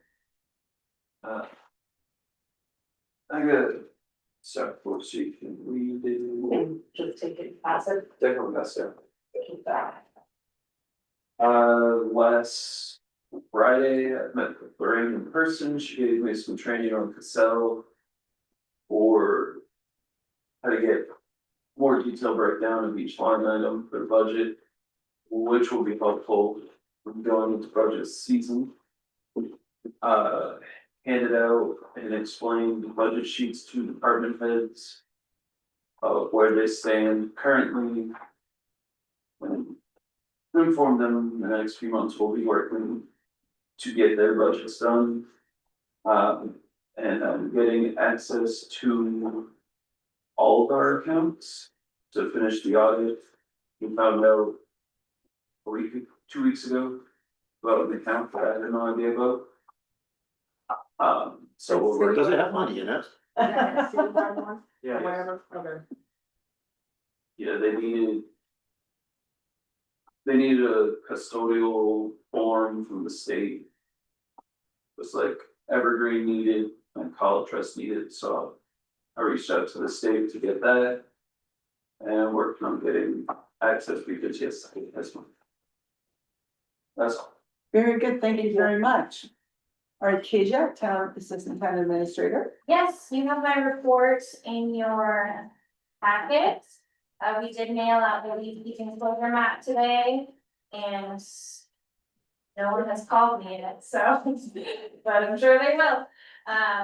And we're planning on, I think Dennis has already spoken with a bunch of businesses on 6th Street and we will be putting in more of Argentine, not today, it's bad days with businesses, but people are not open. But this week we'll be talking to them about things. And I met with Rocky Mountain Playground Services. They will not be able to help us because of the very custom nature of Foster's Place. So we will need to hire a carpenter that's sort of generic in that regard. And they are gonna give us a quote for the rubber, but he sort of ballparked it at being very, very expensive. So maybe we can do some patchwork, but he said probably about 100,000 to do the whole thing, so. Wow. But he did say that it's something maybe we could learn how to do, so. You know, I don't know, maybe we invest in some training for staff instead of hiring someone to do it, but maybe we just start saving money for that kind of thing and replace the rubber, because it is in pretty bad shape all over the place, so. Do you think you get a GoPro grant for it? Yeah, very possibly, there are definitely a lot of park grants, but even then, you know. You gotta do a map, Kaboom playgrounds, they sponsor a lot of that stuff. yeah, so that's just for the rubber, there's a lot of other things that need work. It's about 20 years old, which is allegedly the lifespan of the playground, so luckily there's a lot of tracks actually on the playground, and that's holding up extremely well. It's mostly the wood that will need to be either replaced or resealed and things like that. So I am walking it on Thursday morning with Alex Cordeal. So excited about that to see what he's willing to do. What is Mike's last name? Biker. We affectionately refer to him as Biker Mike. It's fine. It's Biker Mike. Yeah, Biker Mike. Biker Mike has also, given us a proposal for painting and doing some, you know, handiwork on that. He said he would work hourly, so. We're collecting proposals to see what will work out best for the town. Obviously, playgrounds, we wanna make sure are high quality work so that we are protected from a liability standpoint, but also most importantly, our children are protected. And that equipment is safe for them. Although I was pointing out to the Rocky Mountain Playground guy that most of the kids up here are like skiing and snowboarding, the playground's like not the thing we're the most worried about, but we obviously do want it to be very safe, so. And we spoke with the Department of Housing, which was very exciting. We have made obligations to 14 new affordable units in Georgetown by the end of 2026. But the way that we did it allows us to kind of take credit for anyone in the county that has done that. So Idaho Springs, thank you so much. They did 120 affordable units that they're gonna have online this year, I believe. And so that covers everyone in the county. So just from a very technical standpoint, we're covered, but obviously, you know, we still want to try to meet that commitment as best as we can. So, we have 5 units that will be coming online from Lakeview Flats. There's also some things about if anything has sold or had major repairs that falls under the threshold of affordability according to CHAPA. So if someone replaced their roof and they're renting and it's still affordable, we can consider that a new unit. Again, technicalities, I think we probably wanna stick with the spirit of the thing, so hoping the land bank works out on that. The phase one Lakeview Flats where we've entered that agreement for those units, what's the status of those? The new ones that The, just. no, not the ones, not the, The the existing. ones aren't built, but the existing ones there, what, one in each building? You're talking about the What's the name of that company we? elevation. Elevation, what's the status of that right now? Have they got any of those 500 contract or? I have not spoken with them since our last meeting, so We don't know, we haven't had an update, it's only been a month. they Yeah. will need to, Oh, but they were chomping at the bit. it's. Right, but it's still a process, right? But then we have to get approved, right? And then that closing on the land has to happen. No, yours. Oh, that's a separate. This is phase one. Yeah. So, yeah, phase, They'll- sorry. They'll need to record in the deed, when somebody does purchase it, it will have a, the color rider, Jerry, They're all the deed restriction. a deed I restriction. think they're calling it a rider, but effectively it's a deed restriction. Yeah, and that typically. So that's when takes you'll some know time. when that Yeah, it has to flow comes through, through. yeah. Okay. Yeah, so I don't think we've received anything, because we do get notified by the title company when somebody purchases a home so that they can create a water account. But it is a condo. We could call Kurt and ask him, but I was trying to take a break. As long as he doesn't come. I bet you were trying to take a break. I'm just interested because there's ongoing conversations. Yeah. They still have one building that has not received its certificate of occupancy. Right. And then you might know that our executive director for the housing authority resigned, so that's the news, housing authority. I don't wanna say it the wrong way or like get myself. No, he was- confused. Say what I really just got yourself. He's a staff member, I think that he resigned is okay, but, so we will be searching for a new executive director. Also, with Brian's departure, he was the chair of the housing authority, so right now Wayne is the chair, since he was the vice chair. Yay, congratulations. And one meeting. No. Become very. No. You know what that means, right? That means Asia has to do a lot of work now. Dwayne and I are working together. So we're putting together the agenda and things like that, but the county's still helping us with the Zoom, and David did get back to me today, giving us access to everything, so that stuff should all be, that transition should be okay. We do have our next meeting on Monday, and yeah. Look, and the county has appointed Rebecca Lloyd to be their representative, Right, so. not this morning. Very good. So I don't think our affordable housing unit or affordable housing code necessarily included any details as to oversight from the town. And I know we don't wanna be property managers, but there should be, you know, a way that we can, when they happen, that we can quickly be able to account for those units and where they are and that we're. And then not short-term rentals or some. Exactly, so Yeah. that there is some oversight to that. The other, if Foster's Place ends up being such a big undertaking, and you bring up, you know, the safety issues, when the time is appropriate, maybe it's something that Bob Hamilton can oversee for us. It's not on the scale of Strauss Park, obviously, but he definitely has the background to. Yeah, We he has. need to be able to find some funding streams. Yeah, he has offered to do a evaluation of, like, structurally of what it needs as far as what needs to be replaced. One of the items that Kevin and I identified as maybe a priority is the tire swings, since that's a very, like, motion heavy element, and Love those, though. And That's the favorite one there. Yes. yeah, so replacing that, not getting rid of it, but replacing it before it reaches the point where it's a danger. Yes. Thank you. Thank you, Kasia. Yeah. All right, Dennis, last but not least. I wanted to follow up on a couple of things. On the affordable housing thing, Mary, I'm trying to wrap my brain. I went through the ordinance and I don't remember any oversight language in that. Do you remember anything? I don't think there is. I don't think you're there right. is any. There is, it says you shall do this. But We should probably look at that and see if there's an amendment to that ordinance. Yeah, we can do reporting, Okay, pretty simple reporting requirement. okay. I also want, we're gonna be adding so many more, so. yeah, I want to follow up on Foster's Place. Katie was talking about Bob, Kevin and Bob and Katie and I have been going around and around. Wendy knows this. I've been bugging him to do carpentry work. and he's been saying no. Oh, why you do it? You said. Oh, okay. Oh, he's the chair of the house. in the I board, know, yeah. but that was just bigwig. So, but I'm wondering out loud that maybe if we have limited funds in terms of $18,000, that we wanna wait until we hear what the kids have to say. Because if the kids say that these are their top three priorities, swing or this, maybe we wanna spend that $18,000 on that now. Yeah. And then program a budget item for something more expensive like rubber replacement, that's gonna be a big ticket item.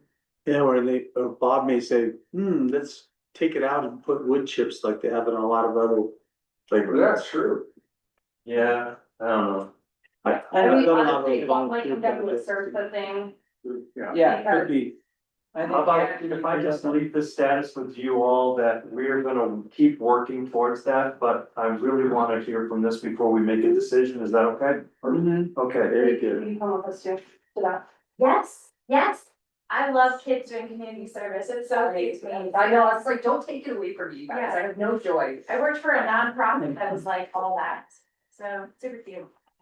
okay, I wasn't allowed to speak earlier, but now I am. So this is the draft of the code of conduct that's based on the Erie code of conduct, it's pretty good. And I also went through, what was the other one, Blue River? Blue River is very similar to this, but it has a couple of other more details. So if you please would take this with you this evening and give me your feedback so we can schedule this for one final work session at another date and then get this finalized. And then what was the last thing? Oh, I've been holding out on business cards for Georgia. She's about ready to wring my neck. But the whole point was to wait until we had this branding thing finalized and we had a new logo. So please email me with some important contact information you want on your business card. The phone number that you want constituents to call you on. If it's the town phone number, great. If you want your town email on it, great. If you want your personal email on it, tell me that one. I want whatever is the most convenient for you to be able to respond. Because you don't want to hand a business card to a constituent with a contact thing. And then that's the thing you never check because you don't, and then you have a contact waning and never getting a response. So do we get in trouble if we are handing out the town stuff, our personal email? That was a big thing we were. Yeah, you can't do We that. shouldn't. Yeah, I don't that think should you be our can. selectmen, You but we cannot. also should be responsible selectmen to check our. Okay, You great. can on your phone. It also opens up the door to your. Correct. Your higher. yeah, you want your personal email, maybe Cora. Yeah, just like my personal phone, having to use it for work. Everything's open up now, right? Yeah. Actually, I heard that we're not, was that period period, but. Yeah, the governor has found that out over the years, Oh, and various okay. governors have found that out to their dismay. So I think the only town So did we employees that get have a phones town then? phone is utilities right now. Yes, Everybody else has to use their personal phone. yes. Okay. So maybe so we should might get have to business do that. phones. Okay, back on business cards. Everybody send me your contact info that you want on the business card, okay? Does this include those sanctions from Blue River? Did you add that on there? I did not know. Add what? I was leaving that up to you. Oh, so you want me to bring that up Yes, Bring what up? now? sure. We got time. So I responded back to Dennis and after reading the three policies, and the thing that I liked about Blue River was that it actually included some sanctions for violations and, you know, I think it's all great to expect that everyone is going to follow this, but it's like a speed limit sign. And so if you don't have any bite to it, what's the point? So perhaps you can, if you still have those copies, there was that section, or however you're planning on putting this together and changing all the words, because we don't have counselors the way, especially the way they're spelled here. You know, we have selectmen and all that kind of stuff, so maybe let's get this all together. But there were a few sections from Blue River that seemed to fall in line with what I believe we were trying to do with this. So I just wanted to bring that to everyone's attention. The sanctions section is at the very end of the Blue River one. I did not want to bring it up because I don't want to presume that sanctions is a good idea. And Mary suggested it in her email, so I said, you bring that up. Mary likes the eyes. dotted and the T's crossed. Yes, she does. And I like having some teeth if you're gonna go I through do. all that work. No, it should have it. Because it's like setting the expectations, In it. everybody knows what the consequences are, That's right. firm, fair, and consistent. Okay, so anything else, Dennis, on your report? I'm done. Done, all right. Can I So, ask a question? mhm, Within our rebranding, are we doing anything about the website? yeah, Absolutely not. Could be in And our why are we budget. not using a .gov website? So there's actually a bit, so there was just not like for our tourism website. I can answer that one. There was a dispute over, someone basically nabbed the domain in a punitive way, like many years ago, for the tourism website. Because, and then, so if you actually type in GeorgetownColorado.com, it goes somewhere else. So I don't know about our governance website, but I can tell you from a tourism perspective, that domain is taken like 20%. Maybe longer. We're buying them up and try to sell them. It goes, if you go to the website, you'll understand. It's Oh. very big. Gov is protected. I think that. Well, that's what I'm saying for the tourism one, I realized. We have met with a couple companies to discuss rebrands. They're supposed to be providing us with a quote that will be part of the budget proposal for administration. Revise can redo our website 5,500. We weren't terribly impressed with their designs, but it's very affordable, so. The actual domain or the website address, though, it was rather consistent the way ours is with a lot of other governmental organizations throughout the state.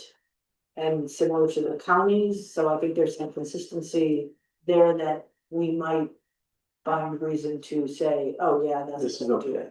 Yeah, Also, I think that I remember this one now, because there's so many Georgetowns. yes. Georgetown.gov is like, you can't get there, that's the other reason. You can get Georgetown, co.gov, but maybe.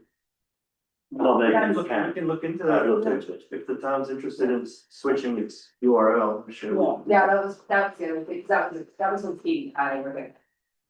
But, yeah. so, And what you can do, I mean, if we were to go down the .gov route, you can have the .us pointed to .gov.